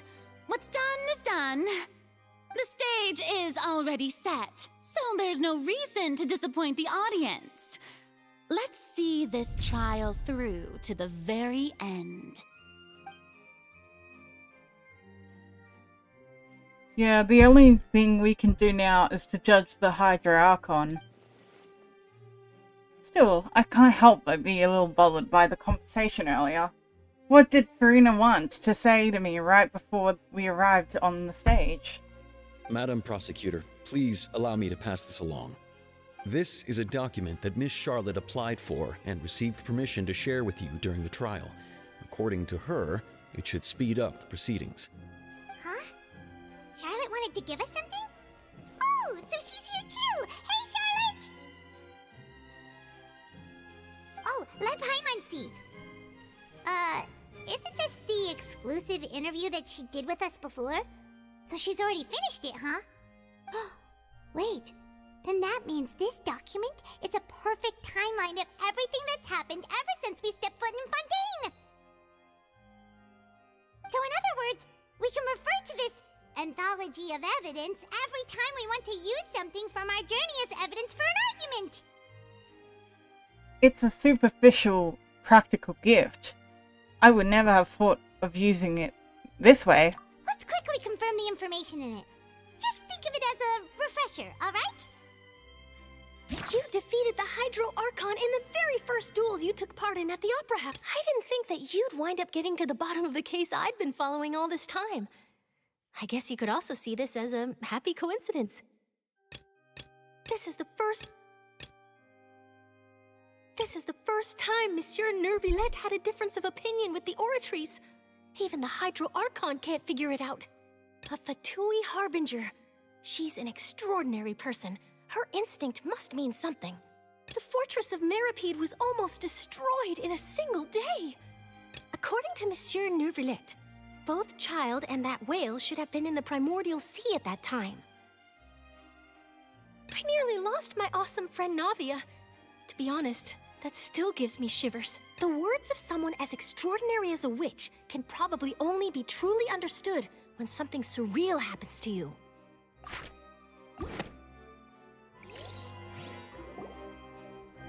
The prosecution and the defense are both in position. The trial shall now begin. Oh, now come for Ace on, Attorney, Neuvillette. Genshin There's Impact's no need to version. repeat all the unimportant legalese. Just fast forward to the part where the prosecution lays out my offenses. As the defendant and the lead actress of this performance, I still haven't even been informed of my supposed guilt in all of this. Of course, it is only natural for humans to struggle to understand the actions of a god. However, you will need more than that to convict me of a crime. That's true, but my charge here is unrelated to your conduct as an Archon. Instead, I would like to charge you as a fraud who's never been the Archon in the first place. Wait, what was that? Lady Farina's a fraud? Hey, I came here thinking that we were going to try the Hydro Archon for forsaking her duty, but did I hear that right? She's not our Archon at all? Charge accepted. Lady Farina, do you plead guilty to the charge?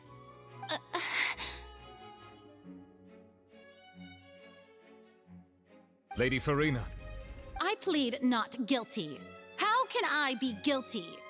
There is no way that I, Focalor, otherwise known as Farina de Fountaine, a member of the Seven and the Regina of all waters, kindreds, peoples, and laws of Fountaine, could be anything other than your true Archon.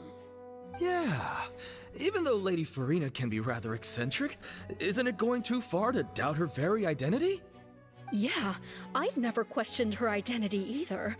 Sure, Lady Farina can be super irresponsible. I bet she's one of those, like, But what grounds does that prosecutor have to make such a huge claim? I have cause to believe that common sense will prevail in this case. Many of the members of the audience have known me as the Hydro Archon ever since they were born. There would be no fooling their memory. See?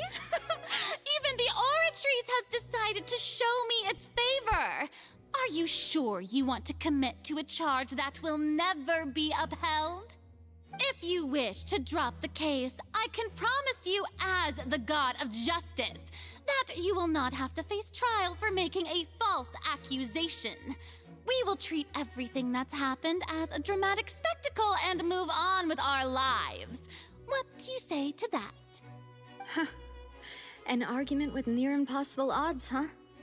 We have to not only refute Farina's claims, but also overturn the long-held beliefs of the people. The people only see you as the Archon because of their long-held belief. Well, I tried to give you the chance to surrender. If you must persist, then let me ask. If you believe I'm not the Archon, then what manner of being do you think I am? And if I was not the Archon, then how did I manage to live for over 500 years?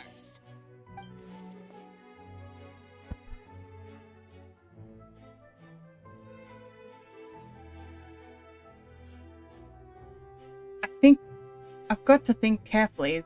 What do I know to be special about Farina exactly? Oh crap.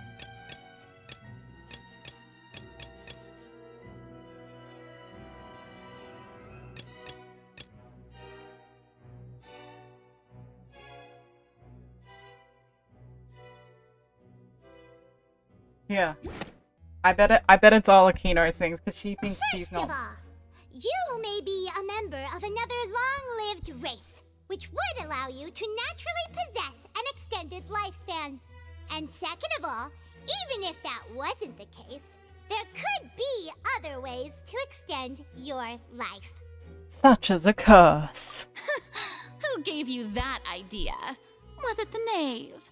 You'd sink so low as to use a harbinger's words against me. It doesn't matter who gave us the information. What matters is the veracity of the claim. A curse?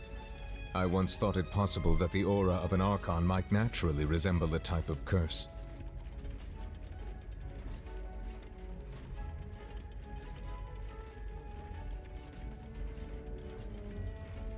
But in light of this claim, perhaps what I sensed was not your divinity, but a curse after all. Neverlet sensed it too, huh? So, Farina, instead of an Archon, could it just be you're a cursed human? Lady Farina is actually a human?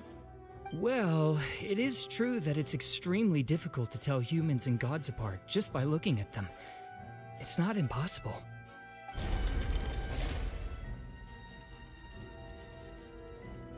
Well, don't start celebrating too early now. Even if I have been carrying a curse like you said, how does that prove that I am merely a human being? Besides, everyone knows that the main difference between a human and a god is the possession of authority. Gods can do what humans cannot. That's why they're worshipped as gods. For centuries, manifestations of my authority have served the nation of Fountaine. One need only to turn their eyes towards the Oratrice Mécanique d'Analyse Cardinal in this very opera house, or consider the indemnitium that is used in every aspect of life. Wait, that one trial proved the opposite. Farina actually has no control over the Oratrice at all. Trial's conviction. You tried to reference the Oratrice, but weren't you as confused as all the rest of us when the Oratrice declared Child to be guilty without any proof? Otherwise, you should have come up with a good explanation for that by now. Didn't I make myself clear at the time? The decisions of the gods are naturally difficult for humans to comprehend. There is no need to provide an explanation. Lady Farina, I believe a reminder of your current circumstances is in order. While the court is in session, the principles of justice and the law must come before all else. While you are an Archon, you are also first and foremost the defendant in this trial. You will prove yourself unable to defend against the prosecution's charges if you continue to withhold vital information against the rules of the court. I never thought you'd use that kind of rhetoric against me. That was no trick of rhetoric, Lady Farina. I've merely reiterated the rules of the court. Rules that all should respect and follow. So, you neither knew why Child was declared guilty, nor did you understand the structure and operations of the Oratrice. Instead of having been created by you, the manifestations of authority you mentioned have been made by the real Hydro Archon, haven't they? The real Hydro Archon? Well, now you're really losing me. It is true that I did not know why the Oratrice gave out a guilty verdict that day. But the Oratrice handed out that verdict unilaterally, and it has been operating independently ever since it was first created. You can't argue that just because a divine creation is flawed, that the god behind it must also be no god at all. She's still throwing out all kinds of excuses. Seems like she's confident that we won't be able to produce proof that she has no power over the Oratrice.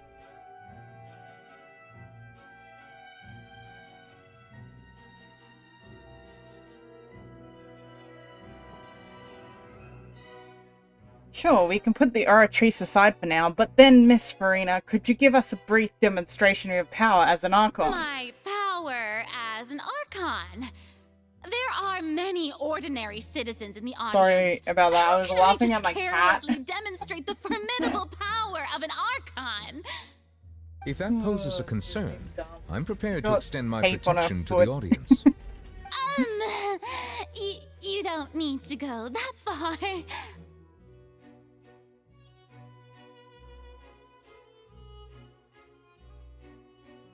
A brief demonstration of your power over Hydro would be harmless.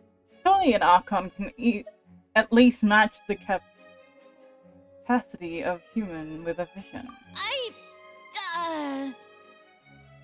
Aren't you the Hydro Archon?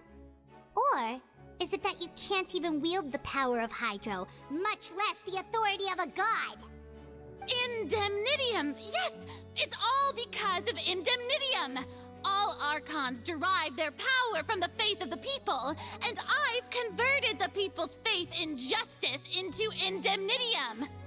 Thus did I give up all of my divine power to provide everyone with energy for their daily lives. Have you ever seen a more magnanimous god? Isn't that a huge stretch?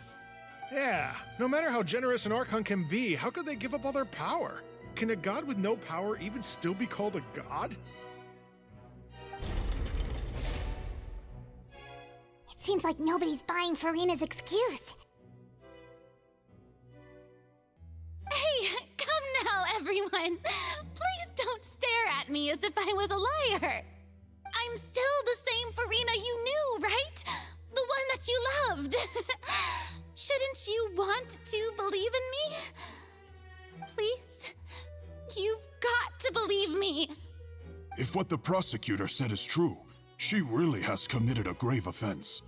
Did she deceive all of us? And all of our parents and grandparents too? And all of our ancestors? Ever since they were born?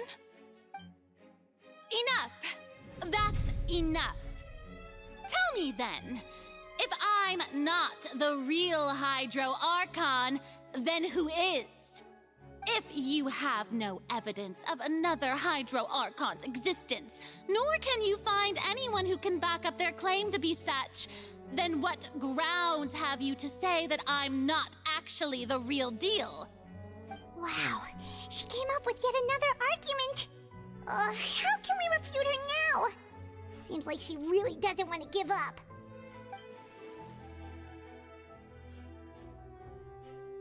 if we can't prove that she isn't an Archon, we can try to prove she's just a human. And if she's only human...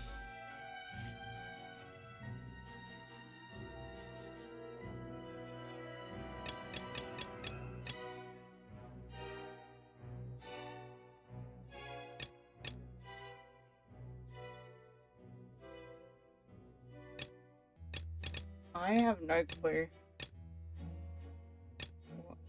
Maybe this person?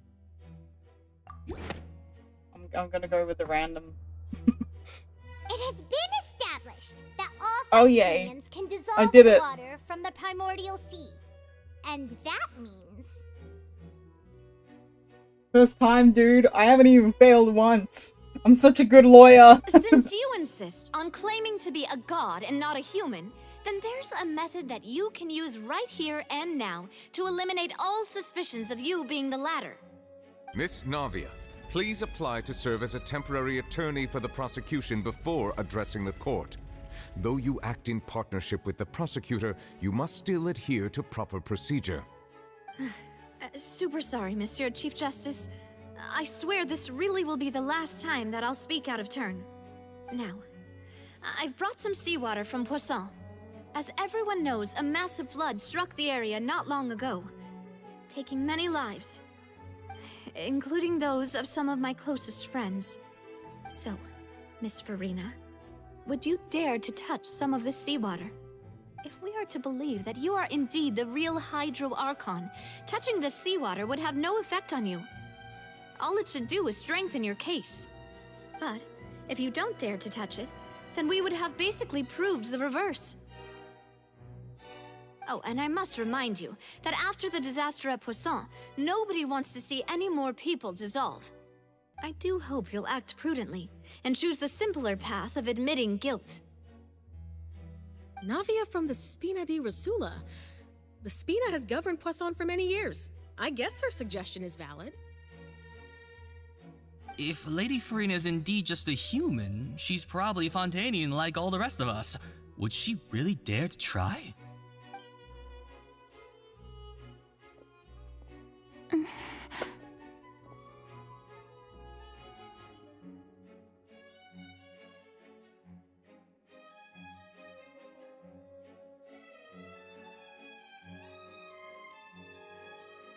Farina? Lady Farina, this test has been unilaterally proposed by the prosecution. As it falls outside the realm of standard court proceedings, you possess the right to decline participation. Well, of course he had to tell her that.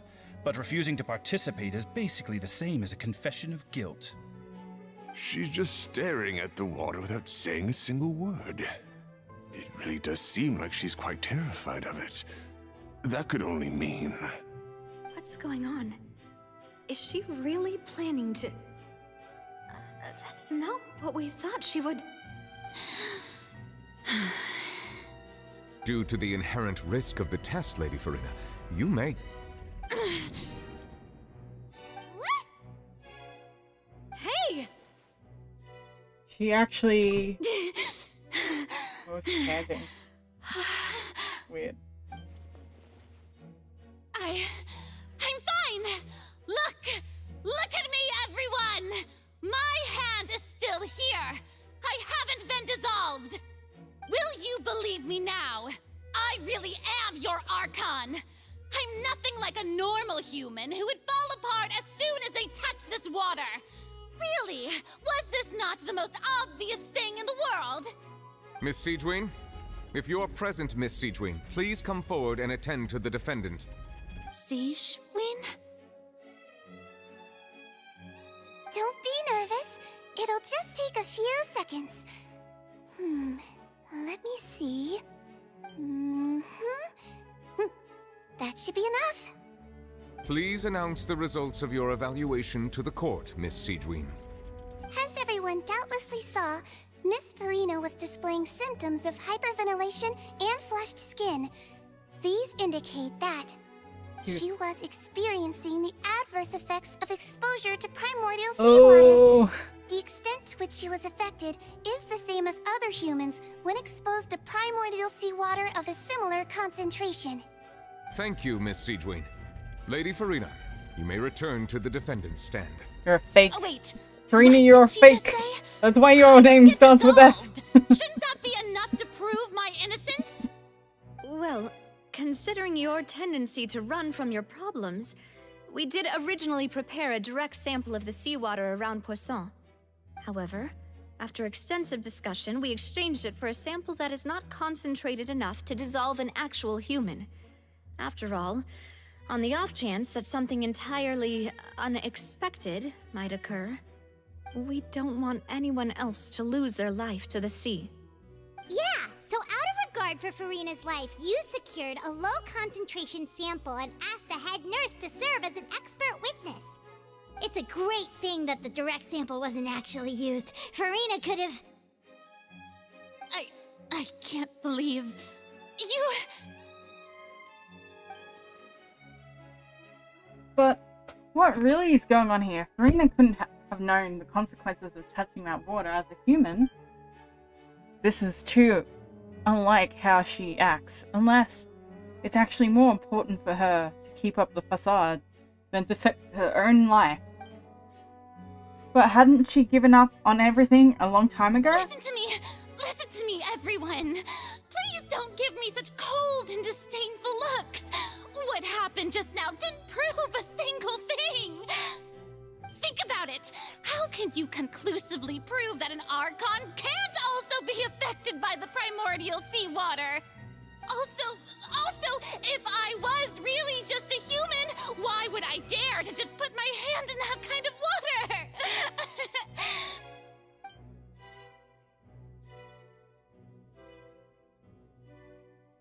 Please, anyone, just listen to me. I swear, I really am your Archon.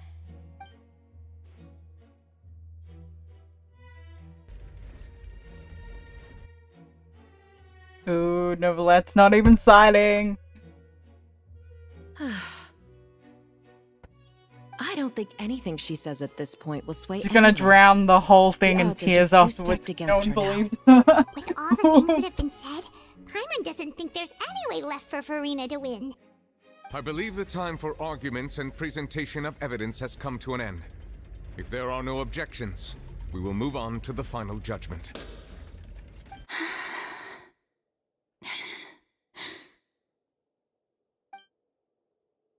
I don't think anything she says at this point will sway her. She's too stacked against her now.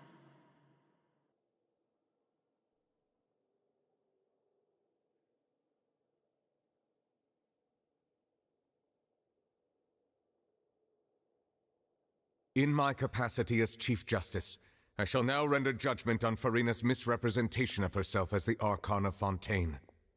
As a human who knowingly deceived her fellow citizens, Farina is... guilty. Guilty of fraud.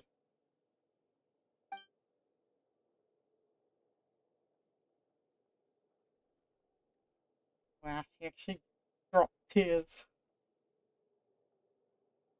We shall now turn to the Oratrice Mécanique d'Analyse Cardinale to render the final verdict on the charges.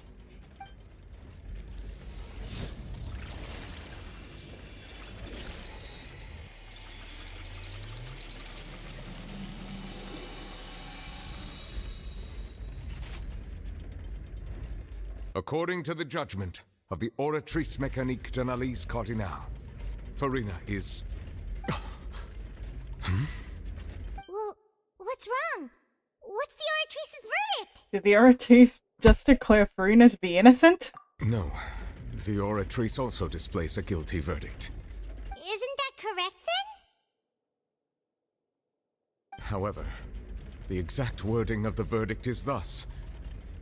The Hydro Archon, guilty, to be punished via the death sentence.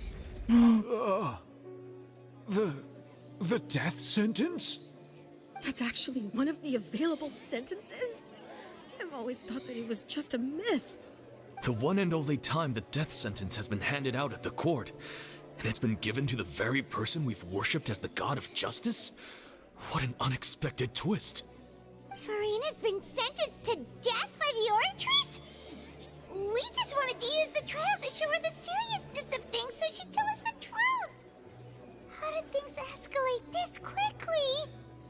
This outcome is indeed quite strange. According to Fontaine's current definitions of justice, as well as its recommendations for criminal sentences, is this sentence really appropriate for the crimes that have been committed? Yeah! Even Fountaine wasn't sentenced to death by the Oratrice. You know, the real evil mastermind behind the serial disappearances case. What's more strange is, instead of Farina, the Oratrice rendered judgment of the Hydra Archon. Indeed.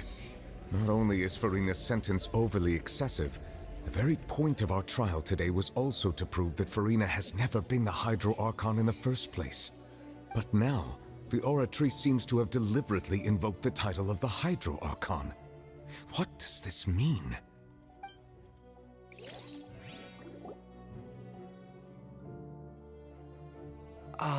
Excuse me, if I may interrupt.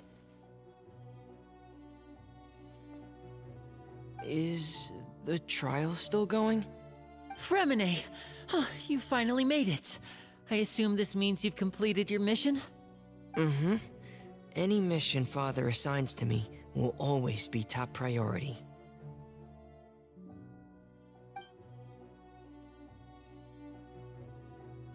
Is that the first prophecy slate? Huh. So the knave privately arranged for Fremine to try and find the missing slate. I looked everywhere and finally found it at the bottom of the sea.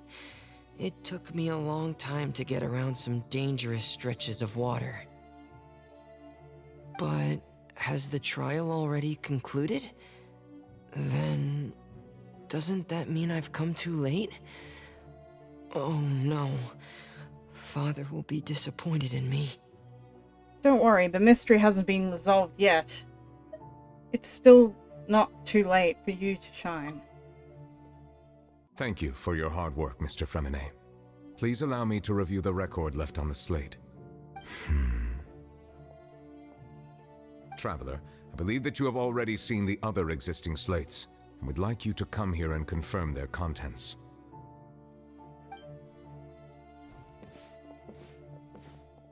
Huh? So what do you see? What is it? This looks like the previous Hydra Archon releasing her divine power, turning oceanids into human beings? I believe I've now made sense of the Hydro Archon's crime. It has to do with Fontaine's lost history. Huh? Isn't the Hydro Archon just guilty of deceiving her people? Oh, wait, no, that's Farina, and we've already proven that she's not the Hydro Archon. So when you say Hydro Archon, do you mean the real Hydro Archon we've been kinda talking about? In truth, everything that you've encountered in Fountaine up until this point can be traced back to the contents of these stone slates. However, I'm uncertain as to how much sense they currently make to you. An associate between the contents of the slate and the events in real life? Okay, let's try to recall the contents of the other 3 stone slates. Paimon will do her best to help you remember.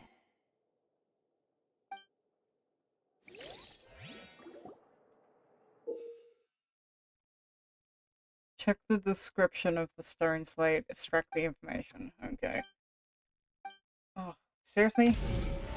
This better not take too long. I'm gonna... The first stone slate describes what you just said. It seems to show the previous Hydro Archon using her divine power, and then the Oceanids turn into human. Does that mean that Fontanians are transformed Oceanids? When they touch the water, they turn back into Oceanians. Maybe they're still alive? Question mark? Paimon was in... This process can be reversed as well. The second stone slate shows Celestia floating in the sky, and the Hydro Archon and her people worshipping it together. But the heavens still... Maybe they're punishing her because she made, like, human beings. She acted like a god, and they, like, got pissed off at her or something. This must be the point when the Hydro Archon and the Fontanians were branded with their original sin. Does this mean that the original sin and the Hydro Archon sin are the same thing?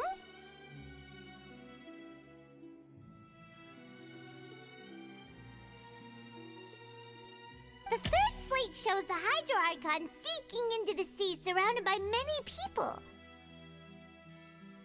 Huh. That reminds Paimon, didn't we also watch that happen to someone else? Well, the fourth slate is the prophecy the Fountainians have been talking about. People dissolving into the sea, the Hydro Archon crying on her throne, and so on. We didn't believe that such a crazy disaster could happen at first, did we? But after that incident, it was just a question of when and not if.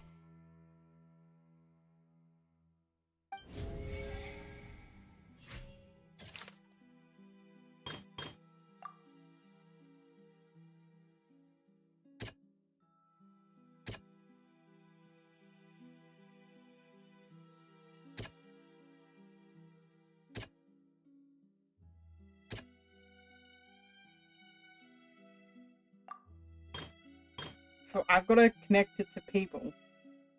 It turns out Fountainians can be dissolved in water, so I'm guessing that... We know from the case of the serial disappearances of young women that Fountainians can be dissolved in primordial seawater. And this might be the reason that Fountainians can dissolve. So there you go. Truly, they're not real true humans, they're all oceanists. The celestial Hydro Archon worshipped together, but the heaven brought down judgment upon them. Maybe this bit? Perhaps what is about to take place has all happened before. The true sin of the Hydro Archon that Nervilet mentioned, and the... There you go. Oh, I'm just such a genius at joining these. I know how to connect things. Yep.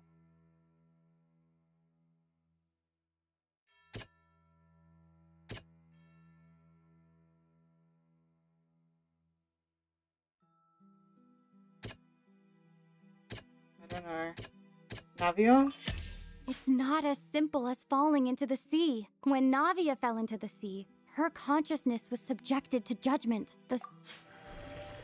Because I accidentally skipped the ending just trying to press next. Still going so quickly. I'm sure it'll tell me all of it at the end. Nervilet believed child to be innocent. The authorities judged him as guilty in the end. And even Farina don't know why.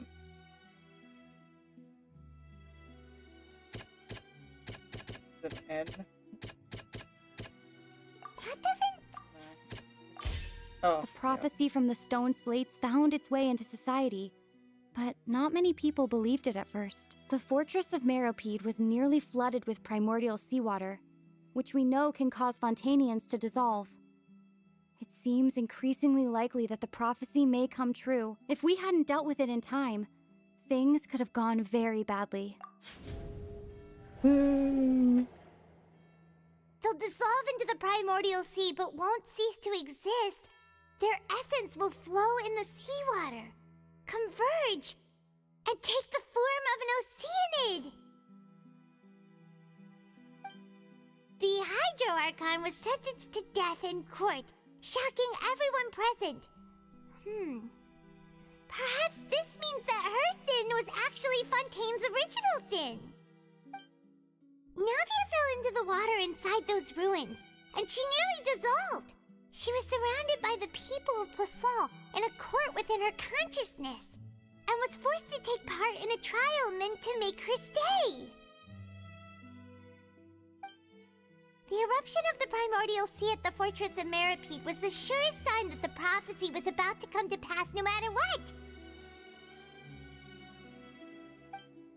The stone slate's contents can all be verified by recent events. If we combine what we know together, loads of truth should come to light.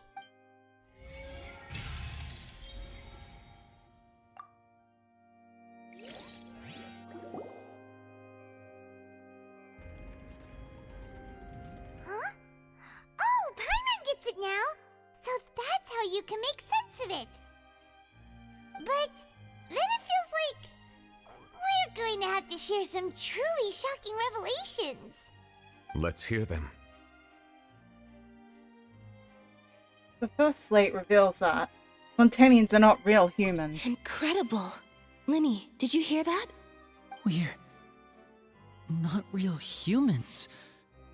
All Fontainians were originally created by the late previous Hydro Archon, with Oceanids as their basis. The evidence for that can be found in how only Fontainians could dissolve in primordial seawater, and how all the girls Vacher dissolved were also turned into Oceanids. Oh, and according to Navia, when she was about to get dissolved, she also saw everyone gathered around for a trial, all of them in the shape of Oceanids. Indeed. The second slate reveals that. Yeah, and it follows from the content of the first slate that she probably angered Celestia by creating humans without prior permission. That could also explain why the Oratrice judged the Hydro Archon to be guilty. It's to account for that ancient sin. The Hydro Archon's true sin was creating us? And yet, after many hundreds of years, the Hydro Archon's creations have turned around to try to judge the Archon within the Opera Epiclese. As for the third slate, I'm twists still of history convinced are that often it the should most come after the unexpected of 4. all. Yeah, isn't the image here just like when Navia fell into the sea? So wouldn't it be trying to show the image of the Hydro Archon also falling into the sea once the prophecy has been fulfilled in the fourth slate? The fourth slate depicts the fulfillment of the prophecy, as you already widely known. In the end, the people will all be dissolved into the waters, and only the Hydro Archon will remain weeping on her throne. Only then will the sins of the people of Fountaine be washed away. Did Paimon get all that right? You've made some keen deductions. I must say, given how much you still don't know, it is impressive that you've already managed to connect so many pieces of the truth. However, while you were able to decode all the information on the slates, they've also been etched with an additional layer of hidden information using a different power source. When we were at the ruins, I tried to decipher the hidden information recorded in the slates. But since we only had 3 slates at the time, I was unable to come to a full conclusion. Now that the slate collection is complete, I shall make another attempt to decipher the narrative recorded within. If everything goes well, we should finally be informed of the unadulterated truth.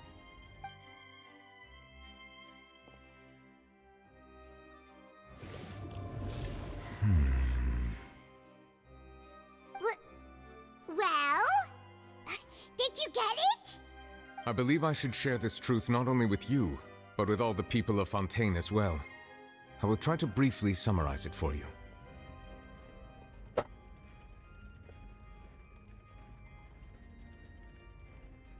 Your hypotheses regarding the origin of Fontainians and the sin of the Hydro Archon were both correct. In the Fountaine of old, the previous Hydro Archon sensed the yearning of her Oceanid familiars for life on land.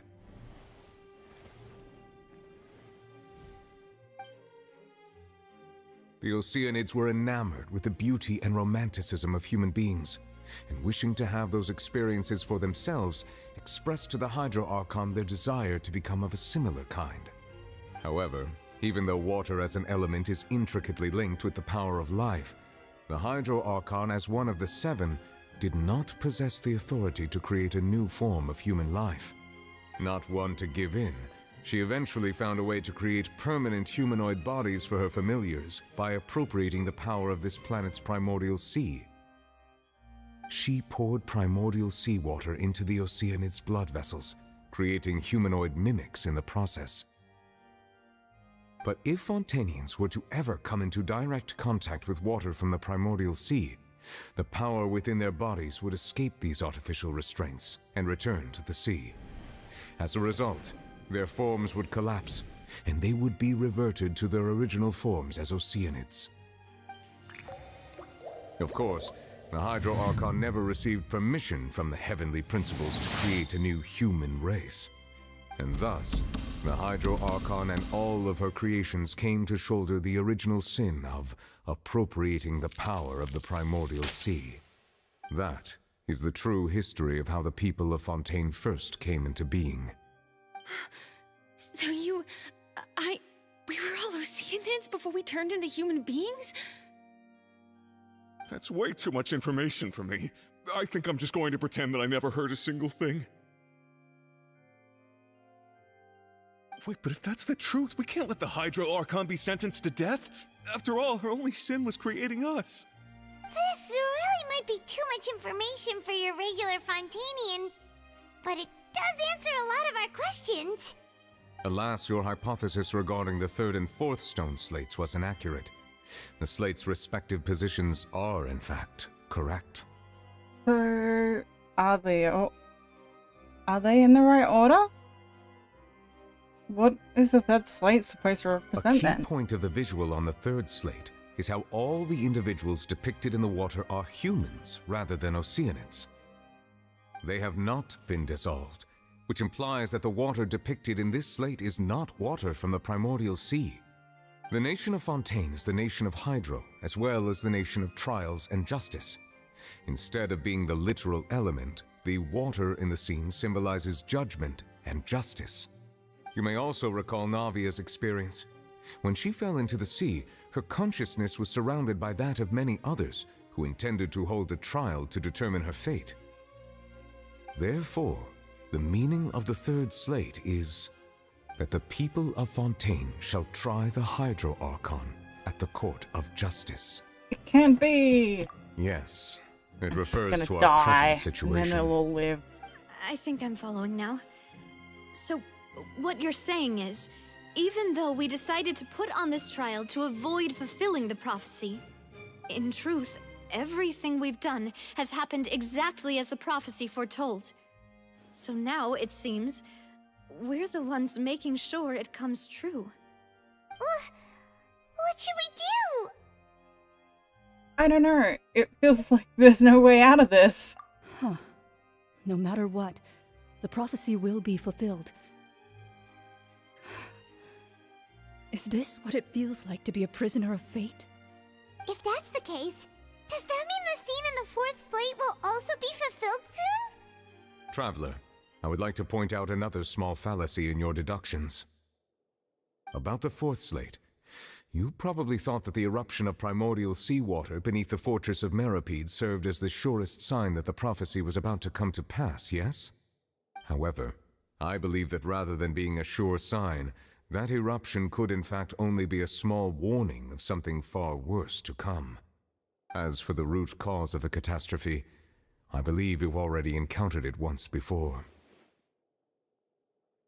I have. Wait, could it be?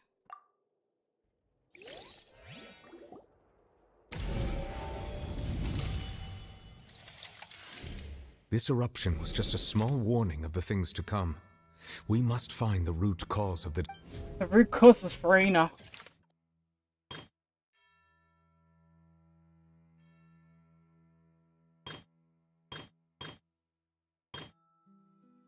What is the cause of this?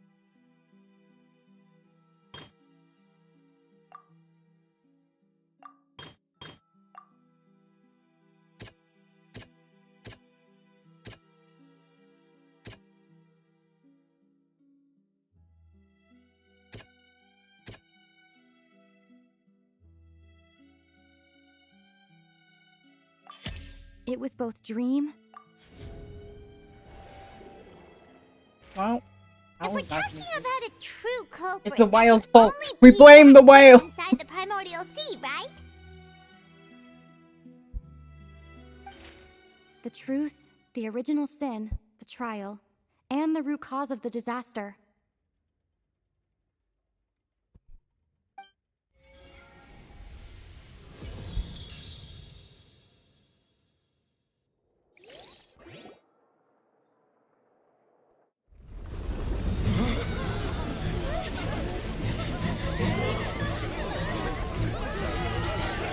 Watch out, the whale's coming for you!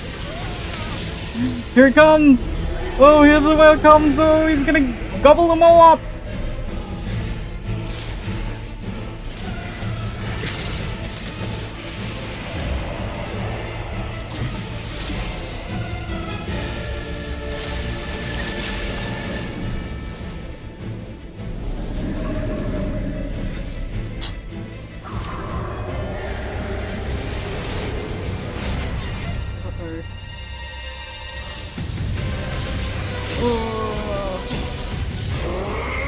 Lost child!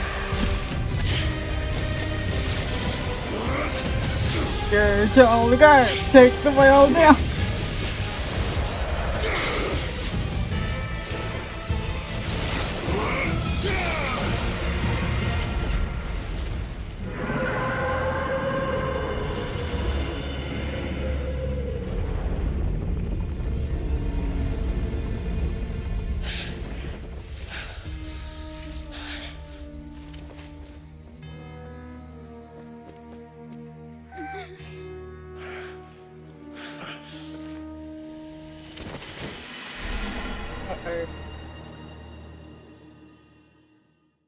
At least he kept him in the portal area.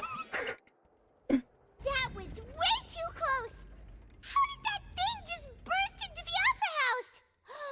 Wait, was that the huge whale you saw in your dream? That's right. I'd wager that's also the one that Child saw when he was younger. So we've met it at last. I understand very well why it has chosen to make an appearance here. That whale does not belong to Teyvat. It is a monster that has traversed the stars, weeping all the while. It has been greedily consuming the energy from the planet's primordial sea, using it to grow. That is the main cause for the rising sea levels. And once it has finished consuming all of the energy contained within the sea, its next step will be... You said that when the Hydro Archon first created Fontainians out of Oceanids, she filled their blood vessels with primordial seawater. Precisely. That whale finds the blood of Fontainians nigh impossible to resist. Therefore, the whales are on a when hunt, it left man. the primordial sea, it decided to make its next What do you stop call a it? packed opera Oceanid house full blood. of food. Food in the form of Fontainians. We just barely managed to push it back, right? In that case, won't it come back to target the people again once it's managed to recover its strength? That is correct. Indeed, it is more accurate to say that we should thank that Harbinger for buying us some time. Without him, the whale would have likely come onto land far sooner. From the way he looked, he must have been fighting the creature for quite a long time. That battle maniac. We've always known that he had a special connection with that whale, but we definitely didn't expect it to help us out like this. Anyway, now that we know that this whale is the actual cause of the disaster recorded in the prophecy, all we need to do to stop the prophecy would be to find a way to beat it up, right? It is too late. What do you mean? It had already absorbed too much of the primordial sea's energy before we could notice it. At this point, it has become practically integrated with the sea itself. Even if the entirety of Teyvat were to be destroyed, it could still survive and swim off towards some other world. That's not something I will accept. We've already done everything we can, and we even found the true culprit.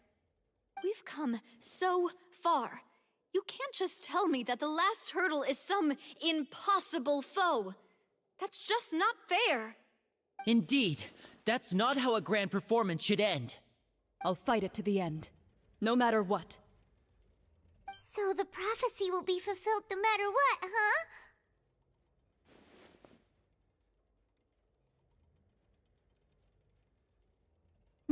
The prophecy. Yes, what has been prophesied will be fulfilled. You may view such things as the history of the future.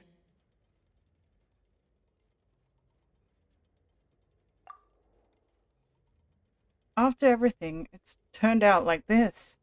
We couldn't fight against fate. Wait, but if this is all about fate? Just as prophecies are usually only the future as seen from the perspectives of the gods, could things be happening in hidden corners, where the gods' gaze does not fall?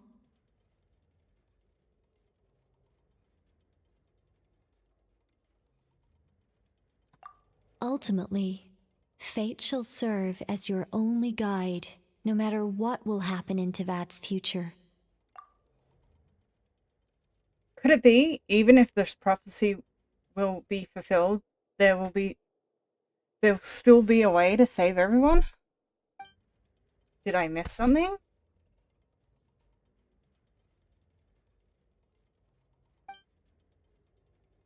Wait, I forgot about Farina. What she wanted to say to me that last moment in the giant magic box. What was her real secret?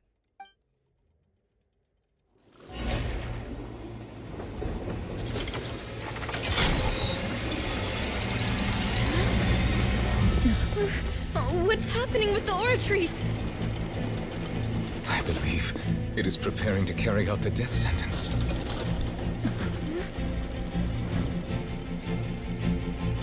Farina!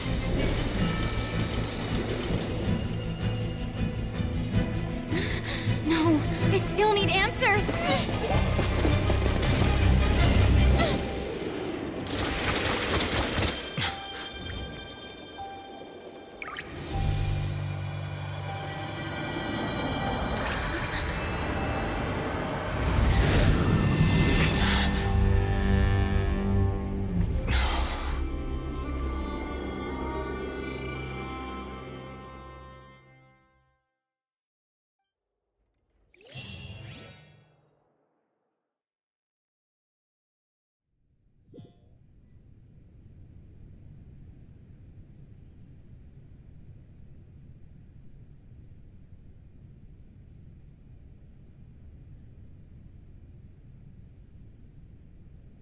You...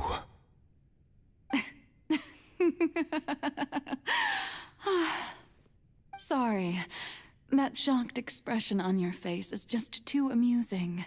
I couldn't Sounds help some myself. Jolo with her voice. You are not Farina. Who are you? Ah, the sweet sound of bewilderment. Marvelous. A sure sign that my attempt to deceive everyone was a resounding success. But to answer your question, I am Focalor.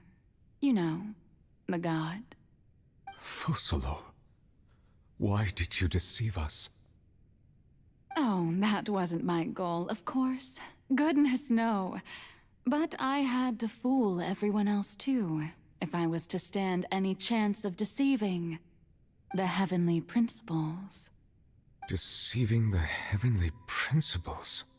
It's all because of that pernicious prophecy. Dreadful, wasn't it? Everyone doomed to dissolve. Fountaine condemned to be flooded. One was not amused. In fact, one was positively bemused when that problem was thrust upon me by my dearest predecessor. That's the former Hydro Archon Egeria for the uninitiated. It hardly gets more disastrous than a preordained national catastrophe, now does it? She knew full well that the prophecy would surely come to pass.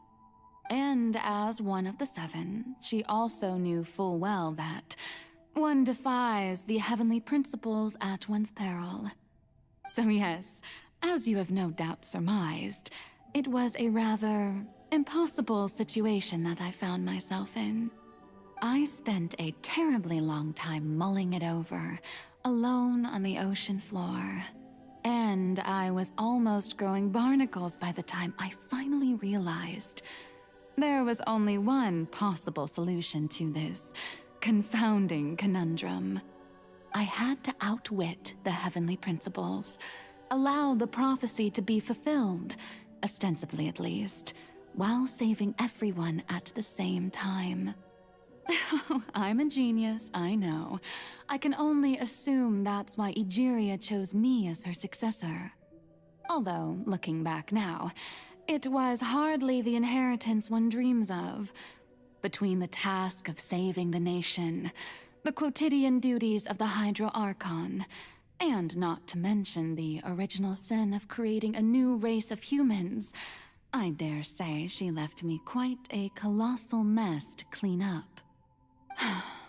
But one can only play the hand one is dealt. I did not choose this, any more than I chose to be one of her Oceanid familiars. So you were also once one of the Oceanids, transformed into a human by Egeria's hand. Yes, I was. I always dreamed of becoming human. And I still do, even now. In my eyes, to be human is to be part of the greatest opera ever known. After becoming a god, I separated my divinity from my body and spirit, leaving behind only a self that was as naive and bewildered as my past self on her first day as a human being. The me you see before you now is that divinity. And the human counterpart I left behind, I named Farina. She could feel joy, sorrow, and everything in between. She could be as vain and conceited, or as meek and vulnerable as she wished. Her strengths were of a kind only a human could possess, as were her shortcomings. But in my eyes, Farina's humanity was what made her perfect. She was perfectly human in every way. The person I always wanted to be. Anyway, so then I cursed her. All part of the plan, of course.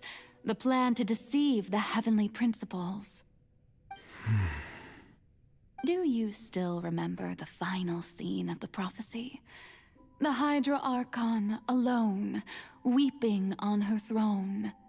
In order that the prophecy might appear fulfilled, I invited Farina to be an actress, to play the part of the Hydro Archon in the prophecy.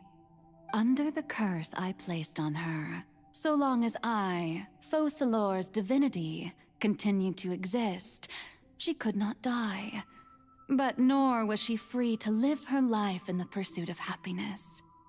Instead, she was forced to take the stage in the opera house, to embrace the role of leading lady, to forever play the part of the god from the prophecy, all to create a deceitful appearance of that prophecy coming to pass. I suppose now you probably understand why your court is called the Opera Epiclese. But Farina is only human, isn't she? Even though she has had a long life, her mind is no stronger than that of any other ordinary human being. I cannot begin to fathom what she has had to endure. It must have been torture for her. It has indeed. And although she is, in a sense, me in human form, I most definitely owe her an apology for it. It's been 500 years, and all along, she's been playing her part in the most unimaginably long, unbearably lonely, and agonizingly painful opera of all time.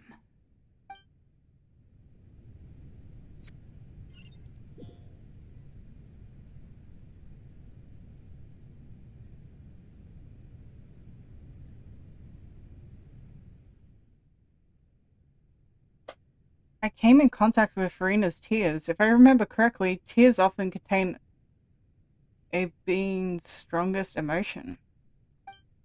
With sufficiently strong hydrosensitivity, I can form an emotion connection, like I did with the oceanid at Fountaine of Lucine. The Fountain of Lucine. Wait, could this be Farina's inner world? Farina, what is she doing on stage? Wait a moment. This probably isn't Farina. That's likely a reflection of her inner self. If I can directly speak to that self, I might be able to easily get what I wanted to know.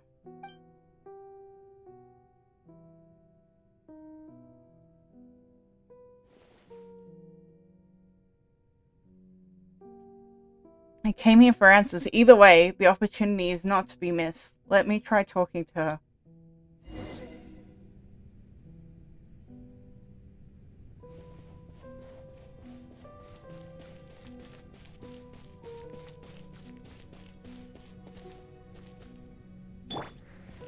Here we go!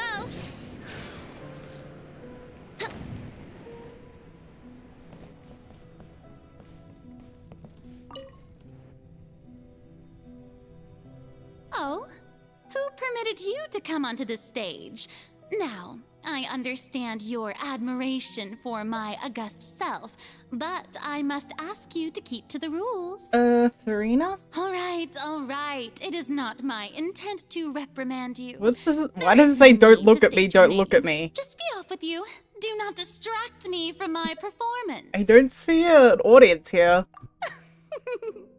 Oh, do not Let the jest. stage lights go off, please, if only for 1 second. I am Fosalor. The That's why eyes I of can become countless that's when I Fontanians can are become upon me. myself again, I okay. must at all times display the utmost elegance and nobility.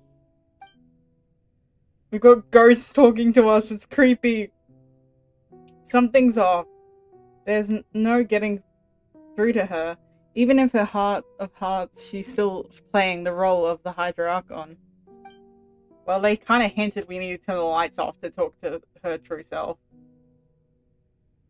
What sort of resolve must she have been in her inner self and subconscious that would have such an impenetrable defense? I have to find a way. Come on, let's just take the lights out, please.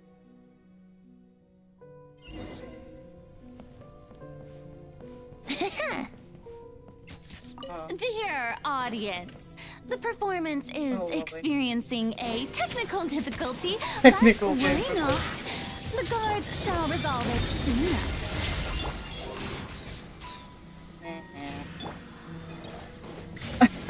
I love how Betty just said that right as I went. The audience is still watching me, you know. Guards? Wait, where are the guards? Guards! That's good timing, eh? Story has only just begun. Think you can get away? Let's play.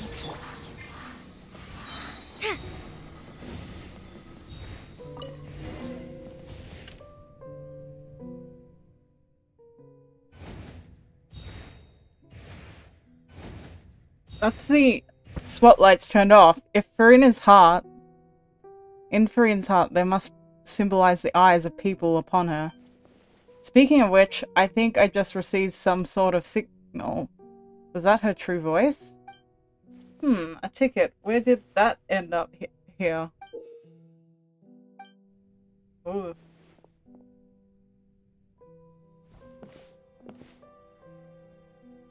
Either way, look like the show about to begin. In that case, show me your true feelings, Farina.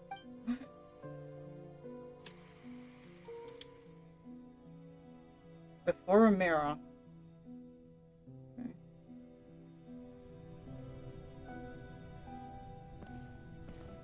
Oh, I'm literally walking up to a mirror. Oh, so exciting. Okay, how long oh my goodness, her walking speed is painfully slow. Farina. Farina. Huh? Who's that? Who's calling me? Where are you? Be not nervous. Be not afraid. I am before you. Wait a moment. You're near me? How can this be?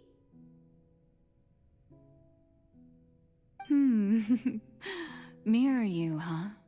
You know what? That's not bad. Let's go with that. Mirror me. What do you wish to say? The prophecy.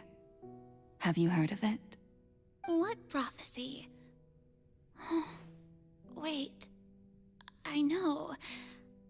I think. I don't know why, but it's in my head somehow.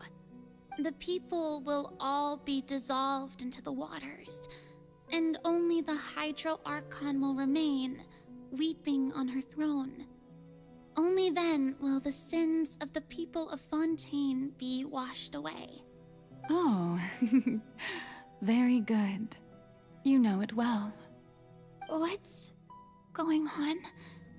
I can't seem to remember anything clearly. The only thing I know for sure is this prophecy. Will it really come to pass? Yes, it will. And that is why I've come to you. Disaster will come to Fountaine sooner or later. Things will develop just as the prophecy declared. There is no escaping it. But doesn't that mean everyone will die? I'm a Fontainian just like them.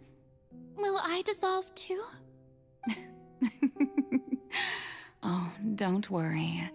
Magical meetings exist in this world precisely to give people a chance to turn things around. It is the reason why you met me today. I will tell you how to save everyone, but you may have to suffer somewhat. Oh, dude. Oh, so there's still hope after Wait. all. They have Goodness, opposite. you You notice how frightened on me. her You spoke side, so much, and her there's other so much eye is certainty. got like one. It's got a right for side the weird eye, and suffering, the other one has a left well, weird I eye. will admit that the first thing that came to mind was, why do I have to be the one to suffer? But if the prophecy will come true, I'll also die anyway, right?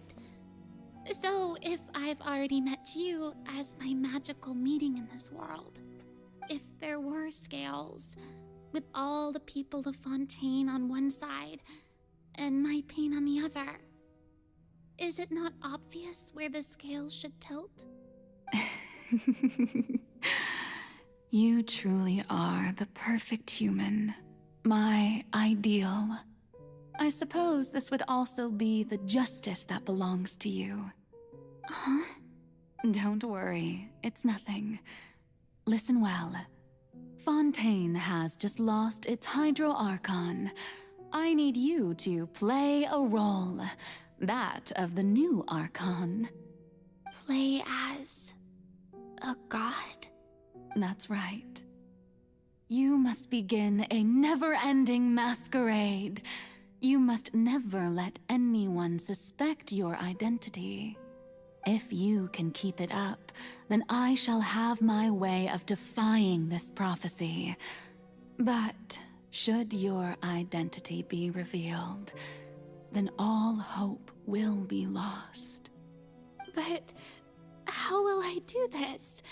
A human assuming the role of a god without being exposed. Don't worry. What you must do is not to turn yourself into a real god. You simply need to play the role of a god as humans imagine them to be. Being a human yourself, I'm sure you already know what such an entity would be like. Remember, your true challenge will not be pursuing divinity, but contending against humanity. I'm still not sure I understand, but I'll try. I'll try to do this. So, how long am I going to have to play this role? To accomplish this mission, you will have to stay on the stage for many, many years. You will endure and not grow old until your task ends.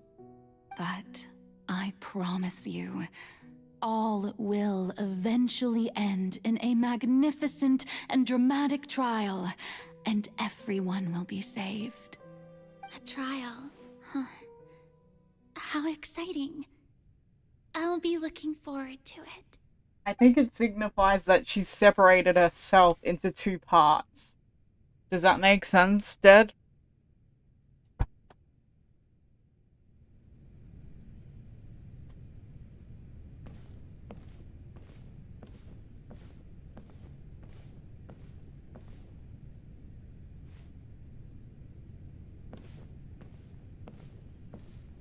Hence the eyes, like one has one eye on the left, one has the other. Maybe the true Archon really actually has that weird eye as her eyes. I don't know. That's my... The Maison Cardinalise has announced my accession, but this is my first time facing the people. What should I say to most appear like a god? To be honest, I still don't know. Perhaps I should first try to act natural. Ladies and gentlemen, good evening, and welcome to the Opera Epiclese.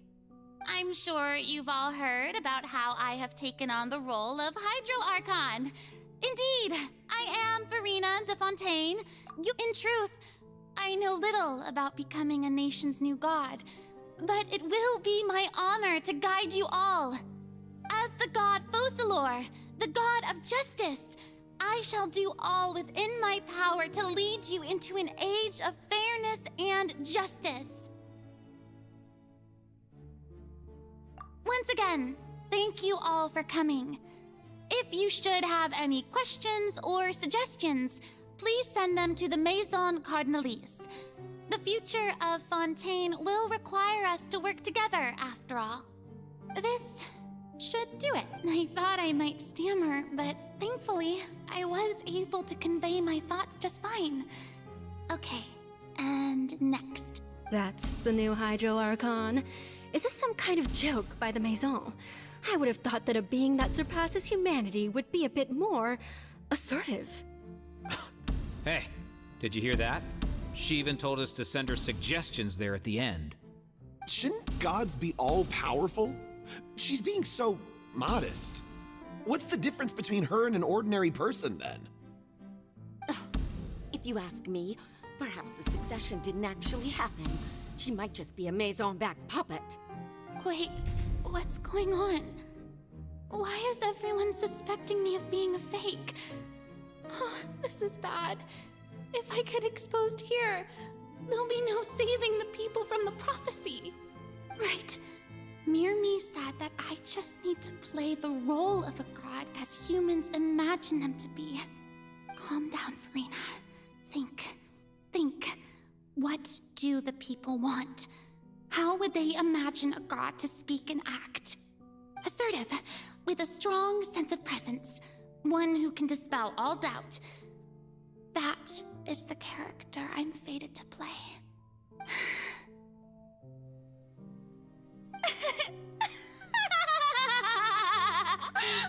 Oh, very good, my people. Nigger, that's when Only she ones turned into such as you a are narcissist. deserving of my rule. Now, I was Trying to fake it so wondering they didn't if think some she's a weak fake. puppet were to one day come onto the stage and claim ownership of this opera house, would the children of Fountaine follow them? Well, it seems that you would all see right through them. Having passed my test, you are qualified to witness wondrous trials alongside my august self, here in this opera house. You may consider my previous act a door gift of sorts. I thought it was a debut that suited the atmosphere. Now then, let us be reintroduced. Ah, so that was just a performance. How could I have forgotten that we were inside an opera house? Her personality. It's quite shocking, to be honest, but I suppose it's a better look than before. Such a fascinating and bold deity. How wonderful! Our future may yet be bright after all. It seems I've turned them around. Best follow this flow Resolute. and restart my accession I'll be resolute speech. with the eviction. My dear people, whether you acknowledge me or not, whether you trust me or nay, I say to you, keep faith in your getting ardor for SpongeBob. justice. We have heard That it is a said good that this comparison. nation's sins can no longer be washed away. Well, the scales of justice should not weigh heavy in the hands of its God. On one side, it must carry fairness and justice. And on the other, praise and applause. May law be the prayer on our lips. May judgment be our worship. Let us light the fires and drink to the future of Fountaine. There is no trouble in this world that justice cannot solve. All that is needed is for you, my people, to believe in it, heart and soul. So long as I, the Archon Focalor, stand within the Opera Epiclese, so long as I stand before the Oratrice, I shall even judge the gods of this world! Yes!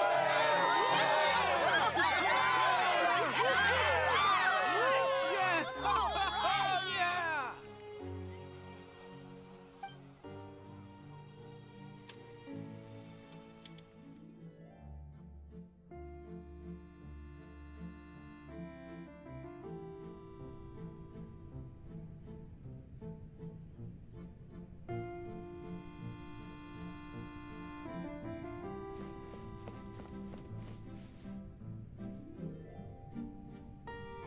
Lady Farina, here are today's case reports, as well as a summary of the follow-up for your perusal.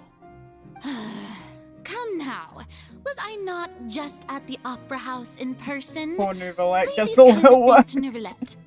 Besides, none of these trials The were true one Archon I'm is, looking forward to the most. is Nouvellette. I may be so impertinent. Because he did all the What kind paperwork. of trial are you truly looking forward to? A magnificent, dramatic, and wondrous trial. A trial to end all things. How could you hope to understand? That's true, I fear I lack the ability to grasp your divine thought, Lady Archon. No need for fright, and do not take what I said before too seriously. Go now, do your duties. The trial I await. It will come one day. How many pieces do we have to go for? Hey, let this end. Lady Farina, I don't know what to say. Thank you for agreeing to see me. No need to thank me. Or rather, thank your own sense of perseverance instead. Long have you stood in line to meet me, have you not? Oh, I'm afraid that's just an inevitable consequence of my divine charm. All right, Deoteria, is it? How is your son's illness? You remembered me, and you knew of my family, too. He is doing much better now. In fact, he is far more of an ardent believer than I. He was the one who forced me to seek an audience with you, and to bring your words back to him. Oh, good. Very good. If this should happen again in the future, please do not hesitate to come and tell me. Going down to citizens' homes every so often, while not usual practice, should serve as a fine change of pace. Oh, you're such a gentle and wise god. Thank you once again, on behalf of my son.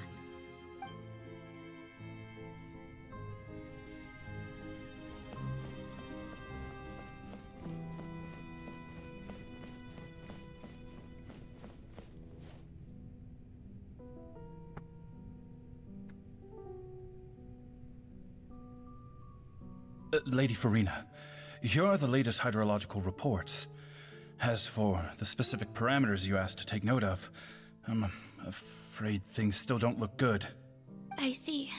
It's as I thought then.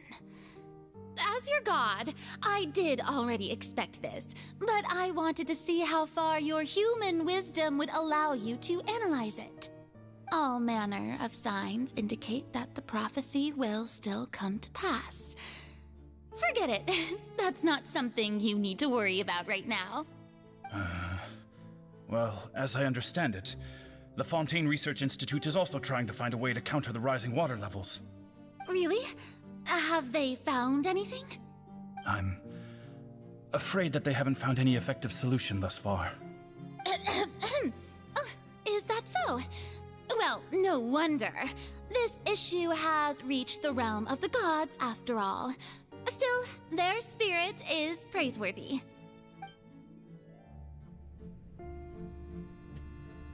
And back to the bed.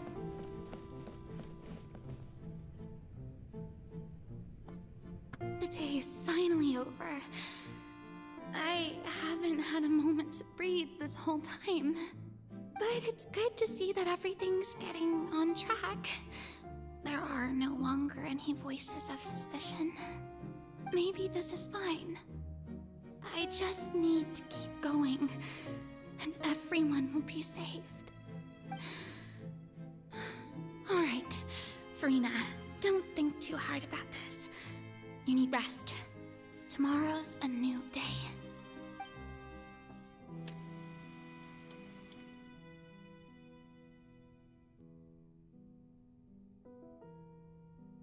Lady Farina, here are the new trial reports for the latest cases, as well as a summary of the follow-up.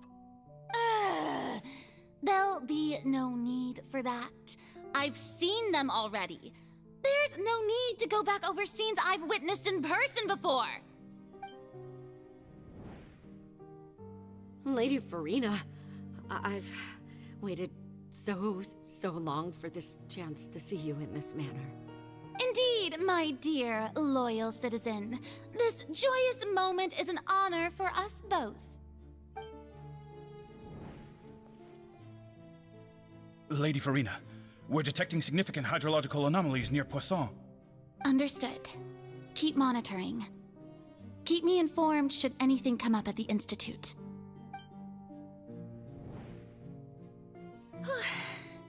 I don't think I let anything slip today. I must show the people that there is nothing to worry about. I just don't know when these days will end. I feel utterly exhausted. Best to rest early today, too.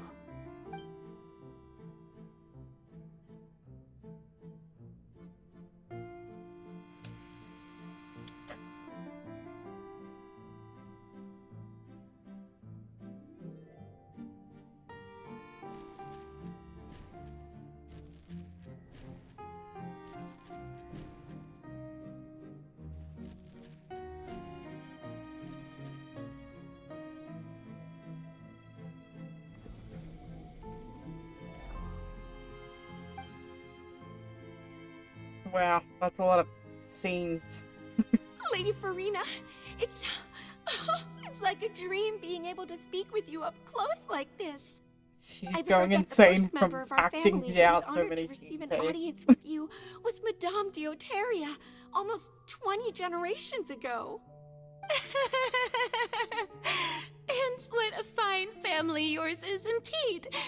It brings me great joy to meet such a faithful believer, a descendant of a line most ardent. Surely you exaggerate, Lady Farina. My lady? What is it, good citizen? Are you crying? Uh-huh. Oh, really now? I didn't even notice. This must be the overflow of hydro from my person. Well, can't quite help being the god whose dominion is the waters, can I? No wonder. No wonder. A manifestation of your power, then. Oh, Archon, I am honored to have witnessed it. Oh. She's so depressed. Can't even hold her crying in. So interminable. Hundreds of years must have passed by now. Perhaps the Shay never imagined that it would hurt so much. Have I reached my limit? No. Perhaps I reached it long ago. Today I didn't even notice my own tears. I want to tell someone, anyone, about this. But would that not destroy all I've done so far? I've conducted so many investigations across the centuries, but there's not even a sliver of hope that we might break the prophecy. All I can do is keep heart. I must maintain this act. It is the only way to save Fountaine. Please, mirror me. You have to succeed.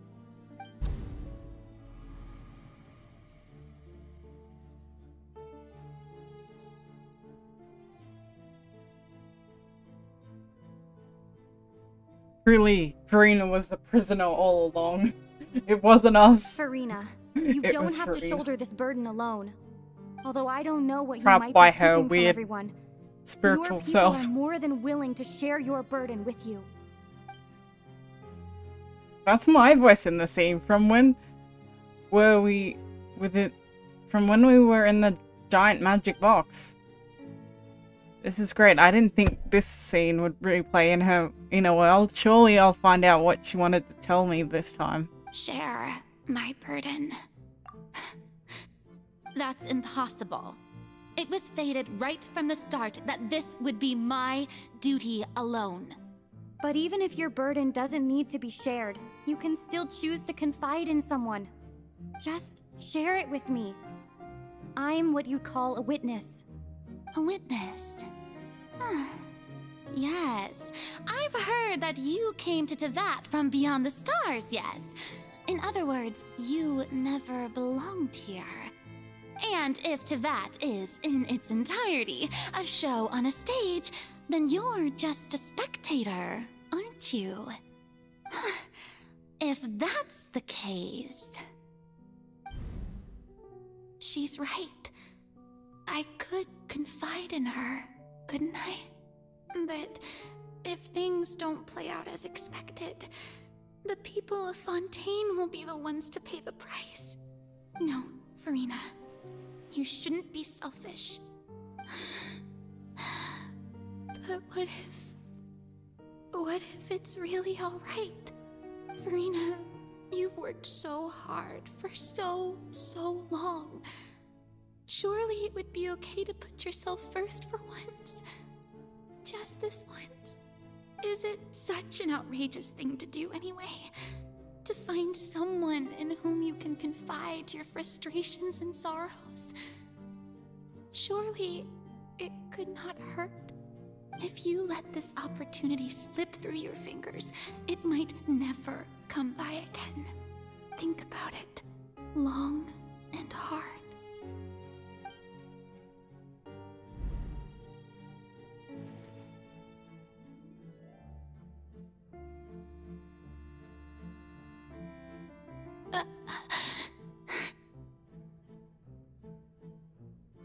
No, I have nothing to say. I am Farina, the Archon of Fountaine.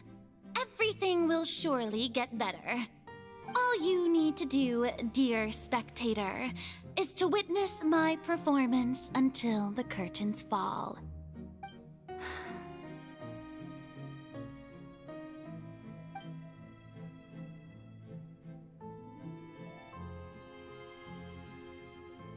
Fine.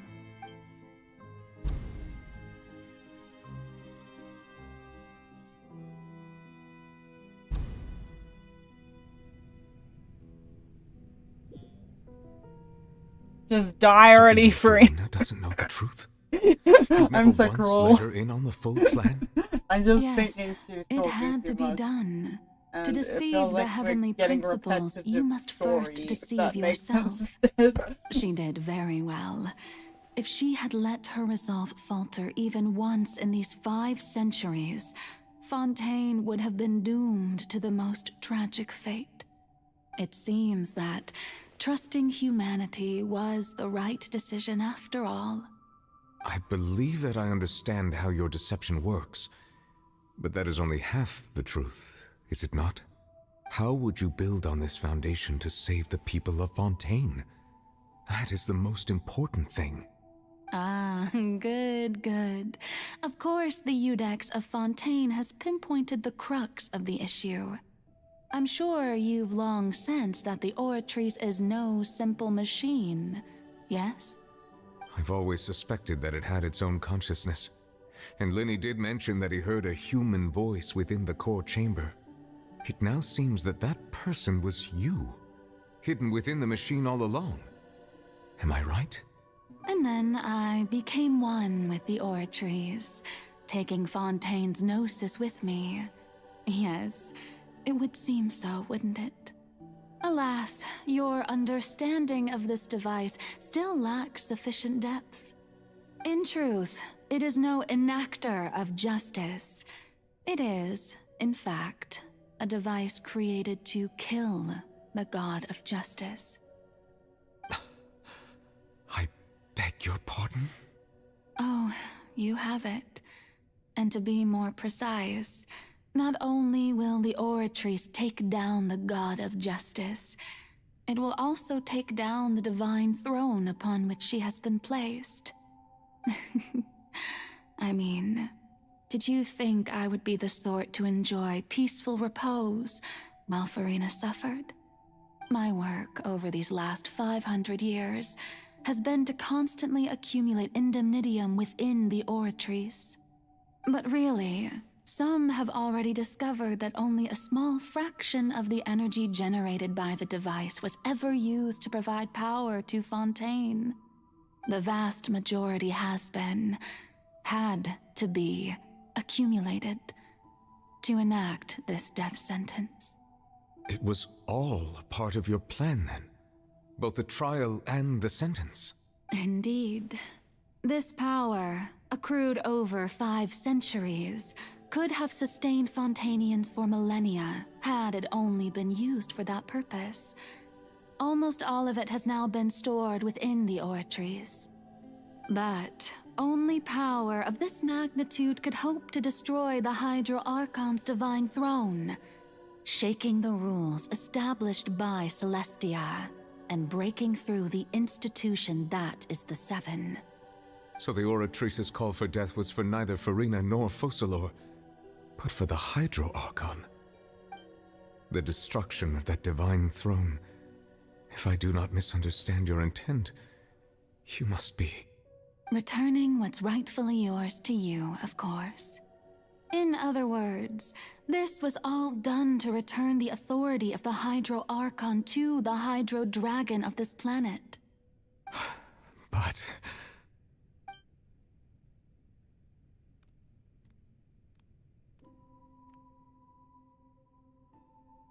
Oh, what?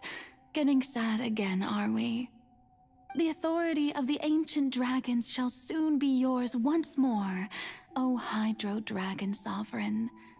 And this is the face you make. all you've done throughout the years is just so you can sacrifice yourself at the very end. I've never quite seen it that way, you know. Even now, I'm quite pleased at how well my deception worked.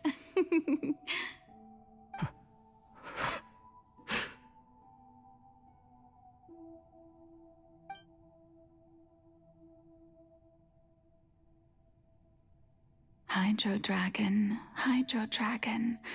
don't cry.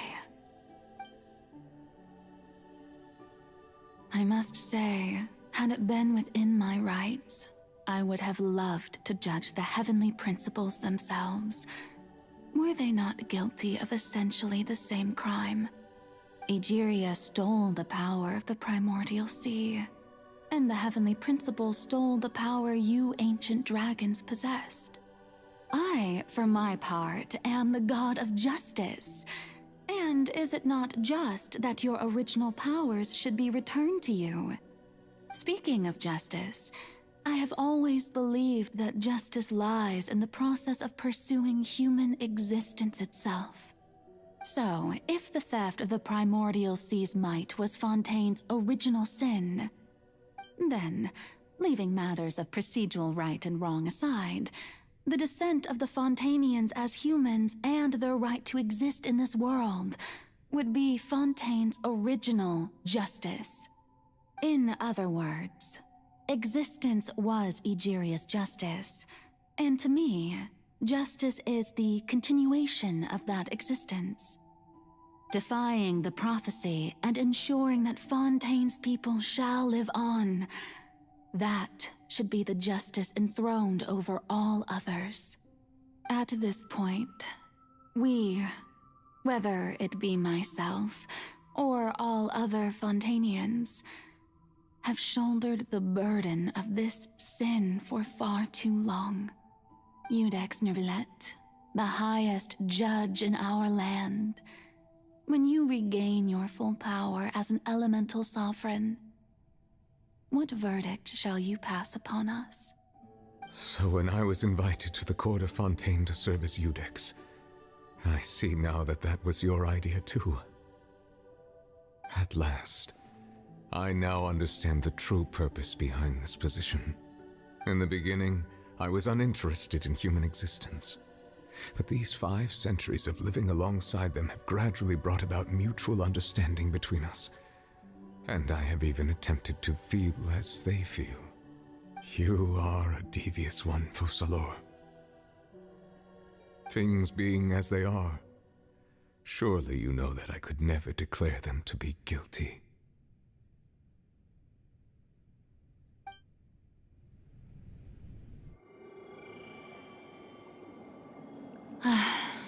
The hour of my execution is almost here. For the sinner, the curtain call has come. I know I may not sound it, but faced with death, I find myself a little afraid.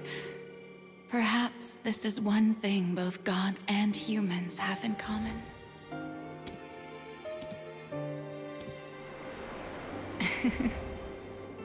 Farewell, Nervalette. I hope you've enjoyed the part you played these 500 years.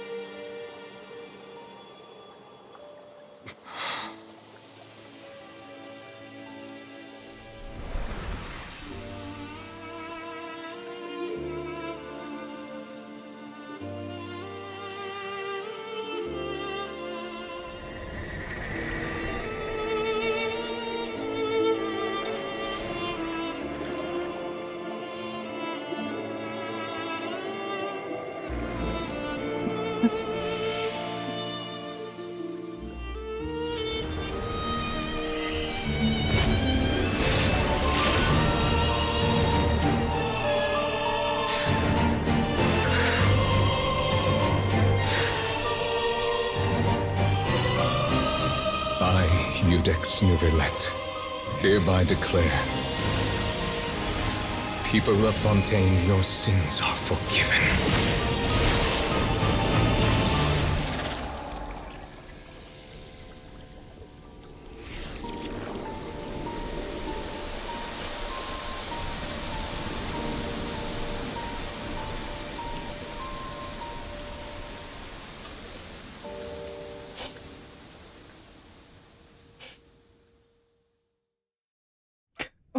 I cried at that. Oh my god. And it's only, I know Marina's still alive, but still, that's half of that. What just happened? Has the death sentence been carried out? Was that bright light some sort of misdirection? I have a feeling that something huge just happened. But since we're all still alive and haven't been dissolved, I assume whatever happened was good for us. It's time to end this. We must mete out punishment to that beast. Didn't you say just a moment ago that it can't be defeated? I have gained the strength sufficient to deal with it.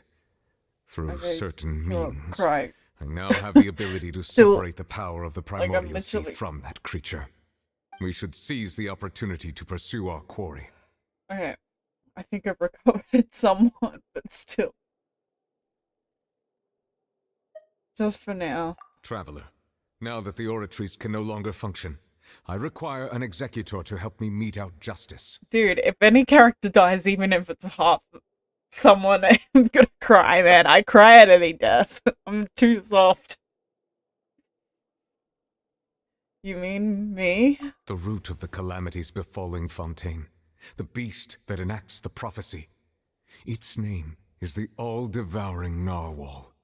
Come with me, traveler. The hour of execution has come.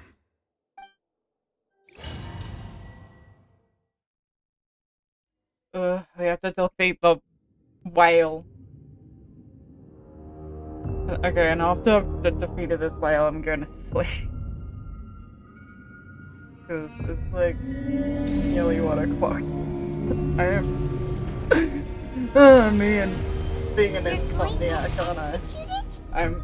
But how are we going to do Oh, that? fuck! Oh, whoa! No! I've already done my best to separate the power of the planetary sea from the whale. Considering the size Come of back the here. beast, I cannot reach the power source.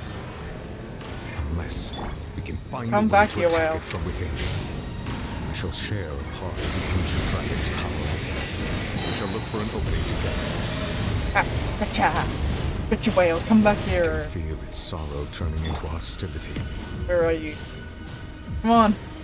Oh, damn it, he's all the way over there. Come on, get the whale. I hate this damn boss. This is my least favorite boss. I think out of all the weekly bosses, I hate the whale the most. This moves.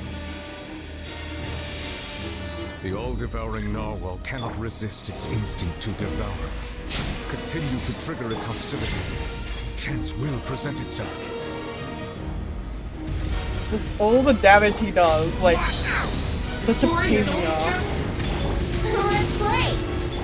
Let's light it up! Everybody stand back! Like, come on, see, look, it's just dodging it. We'll see about that. It's not fair. And I got a fire and a wind character. It just dodges.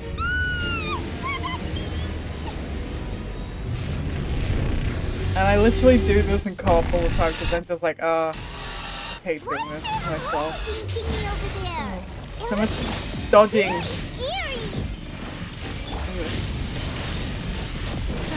Here we go!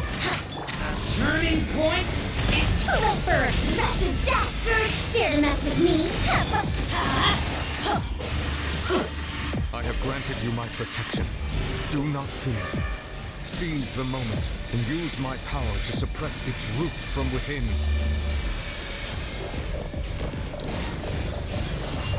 Yeah!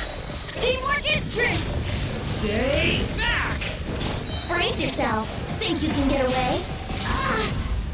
Come on. Seriously? He keeps interrupting. Whale, I hate you so much. You go back to your own universe now, please. Adventure time! I should have brought my Here we go! Adventure time! Decay! Let's play! Let's light it up! I'm going in! Stay back! We'll see about... The story has only just begun!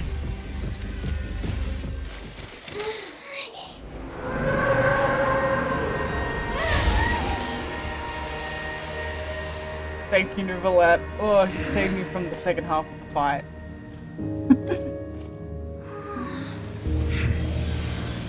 Wow, I am never gonna play Elden Ring. Or even like Dark Souls. I hate Dark Souls games. I suck at dodging. I'm such a bad dodging parade person. I think it just annoys me.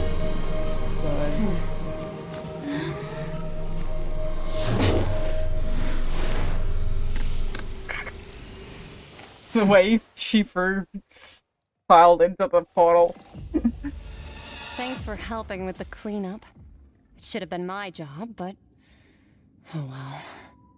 It was just supposed I just to be call a it the short whale. private training session. The narwhal. I didn't think that my disciple and my master's pet would start brawling in the meantime. Well, actually, I had a feeling that it would happen at some point, but they bumped into one another earlier than I thought. What a blunder. I suppose I'll have to swing my sword 3 million times as penance. Your master's pet? That power. Who are you exactly? Paimon has an idea. From what she said earlier, she must be Child's master. Skirk, right? It's just that he gave us the impression that she was the less talkative person. I simply did not have anything to say to the weak. But you, on the other hand, managed to defeat the all-devouring narwhal without using power from beyond this world. So you may speak to me as equals.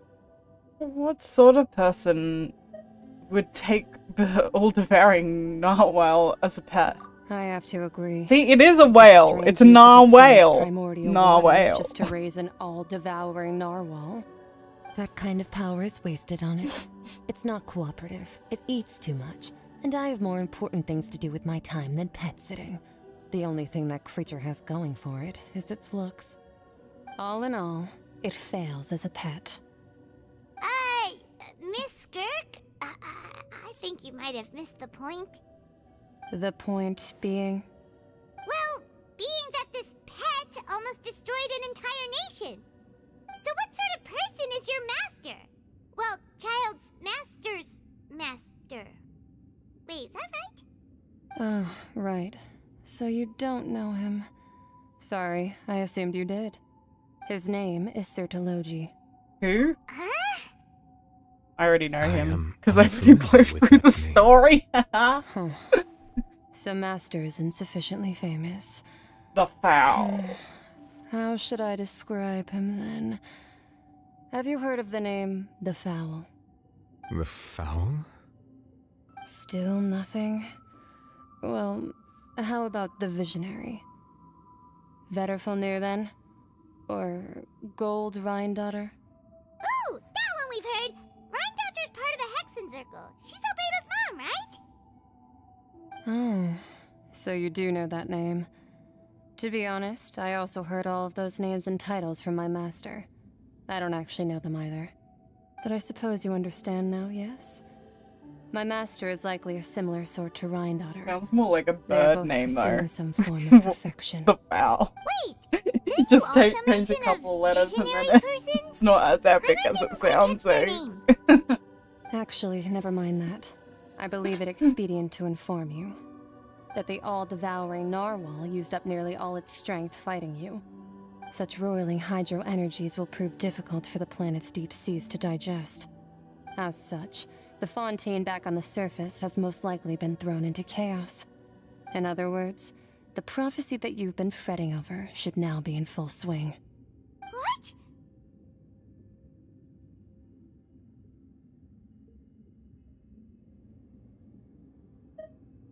There's little to be surprised about, Paimon. It's natural, after all. The prophecy will surely come true. We knew this, and accepted it. And this is why I waited until they finally got all the characters to be voiced. Not to worry. Focalor has already managed to deceive the heavenly principles.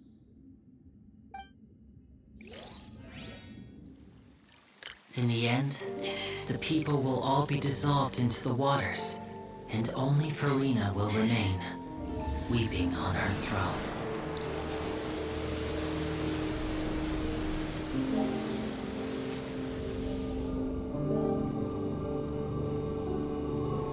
Only then will the sins of the people of Fountaine be washed away.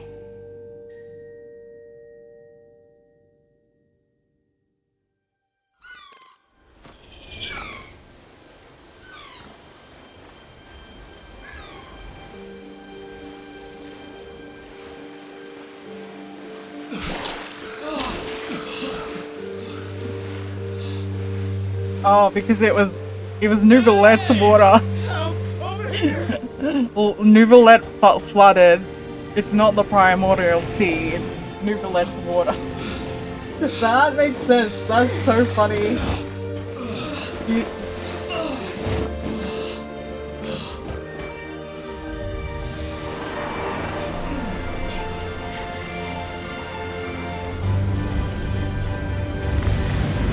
Yeah, where is he storing all this, man?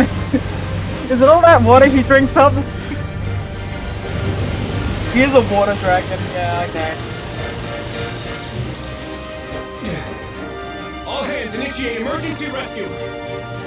I love how like that ship's been in the water, but like all the electric still works. Hurry!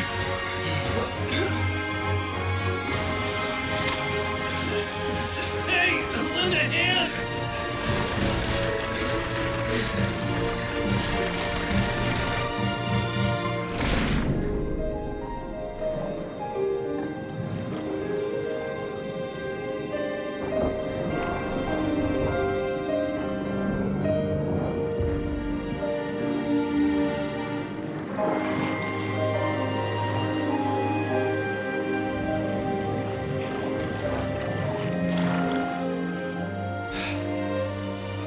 Look!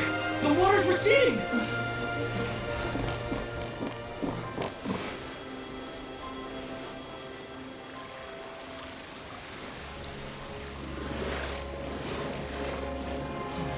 It's a miracle! It's receding. We didn't dissolve. The prophecy was wrong. The prophecy was wrong.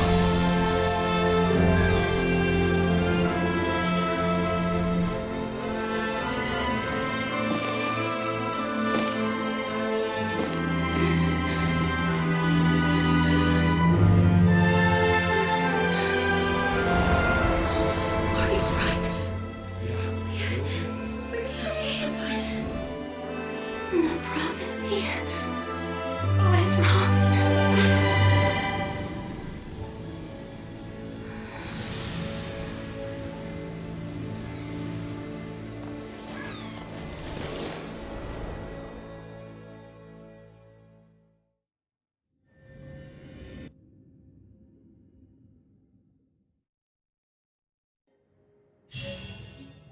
The end.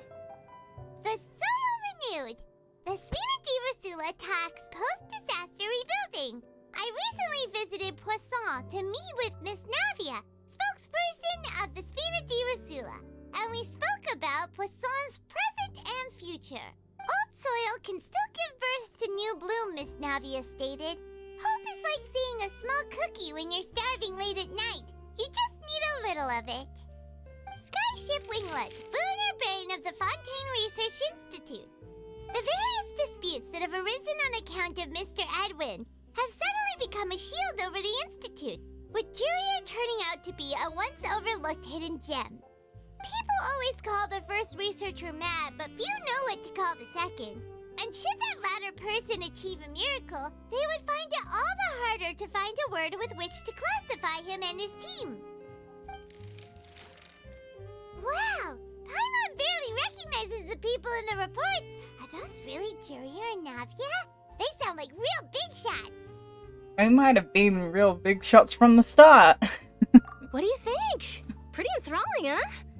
The Steambird's idea was pretty simple. With the disaster just having passed, we would print a free edition packed to the margins with good news to calm people down. The value for these big scoops lies in their inevitable follow-ups. We'll publish further reports and go into the stories behind those people. Edwin's assistant, Jurier, created a true flying ship, while Navia is leading people in the reconstruction of their home. I'm sure that these stories could draw even your well-traveled eye. The articles do make me curious about how things will play out. Paimon's curious too! Wait a minute. Didn't we watch everything happen from start to finish? What's there to be curious about? And that's exactly why I'd like you to come conduct interviews with me.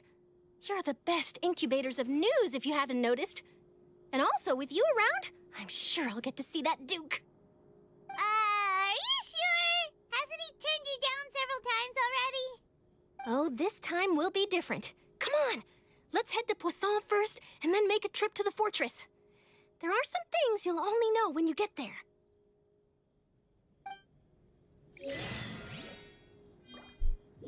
What the hell is that purple thing?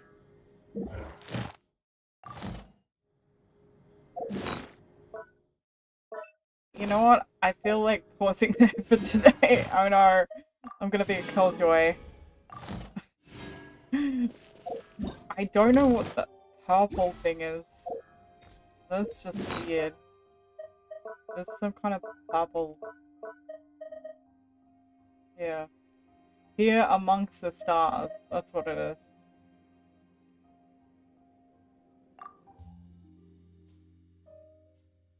Anyway. And I think I got like one thing for... Wait. Ah, I still haven't even got the free one ball. Oh. I don't know. Do I have any standard? No. Don't even have any standard pulls to use. I would have done a standard pull if I had one. Sadness.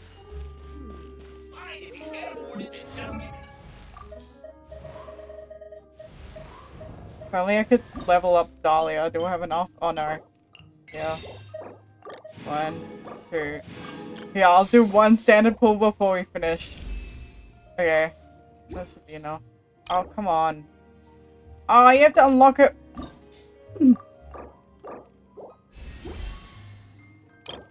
Forget you have to do this. And I don't have enough pupa, damn it. No. I'm not gonna be able to do standard. Sadness. No.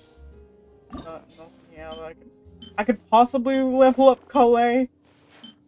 No, there's not enough mushrooms. Not at all. Who can I level up? I just want to get... No, I don't have... Maybe I'll have enough of Razor. Ah, damn it, I have to do Hydro Crystal things! I am not... I'm sad. I am. Oh well. It's all good. I just wasted stuff. But anyway. I want to gamble. I have a gambler's mindset. Anyway. I should go here. What will make me feel better is talking to Leuven. I just wish he was voiced like he was back in the day. Anyway, thank you for watching me play through most of the quest, and I'm sorry I didn't finish it off. So...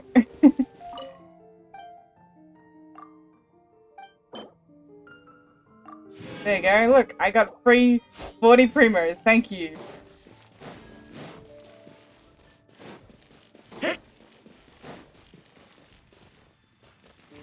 It's fine, I can get more books, I'm just gonna condense my resin. Dude, I could easily... Yeah, books wasted for nothing, it's fine. I always have I have such abundance of them. Look at how many characters I've leveled. Look, dude. It's too many. I got too many characters. Look at how many of them are 90! Okay.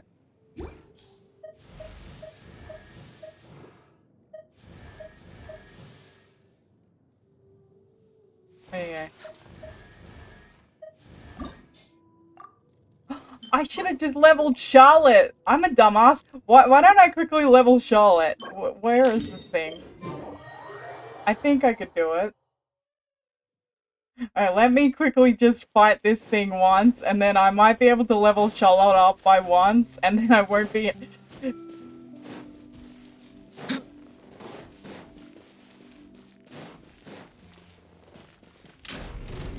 Alright. Everybody stand back! Time for takeoff. Brace yourselves. Gears of the storm. Steer them. Leave it to me. Aww. Huh?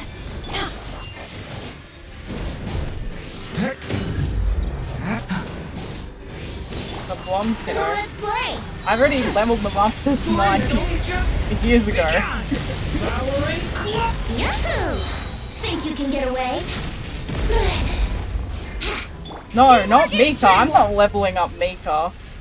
He's even more useless than what you call him. Give me a second. You know what I've got? I've got a solution to this problem.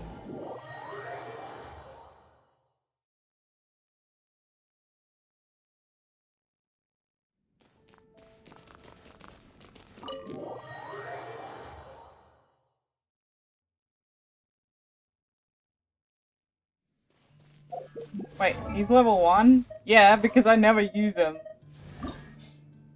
Isn't it at level 20 you unlock? Oh! You smarty! You smarty pumpkin. Here we go. I'll give you that. I didn't think of that. Oh my goodness.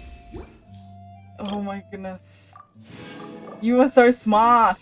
Dad is so smart. I'm such dumbass.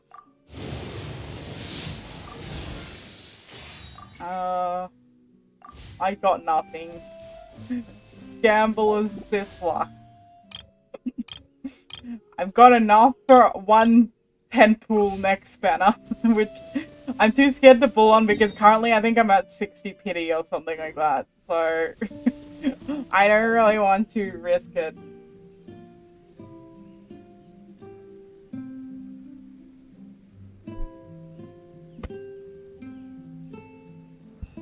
So, Can I stop here I will and be play? doing a stream next week when take the a update stroll. comes out to I won't go play too far. the Lunar version, but I might start a bit early knowing how long the story loves to go these days. Because if you thought that was long, Nordcry loves to make them nearly 6 hours. Anyway, I will see you on Wednesday for another stream, and I hope to see you all there. And if you like this stream, please like and subscribe, and I'll see you on Wednesday. Bye, guys!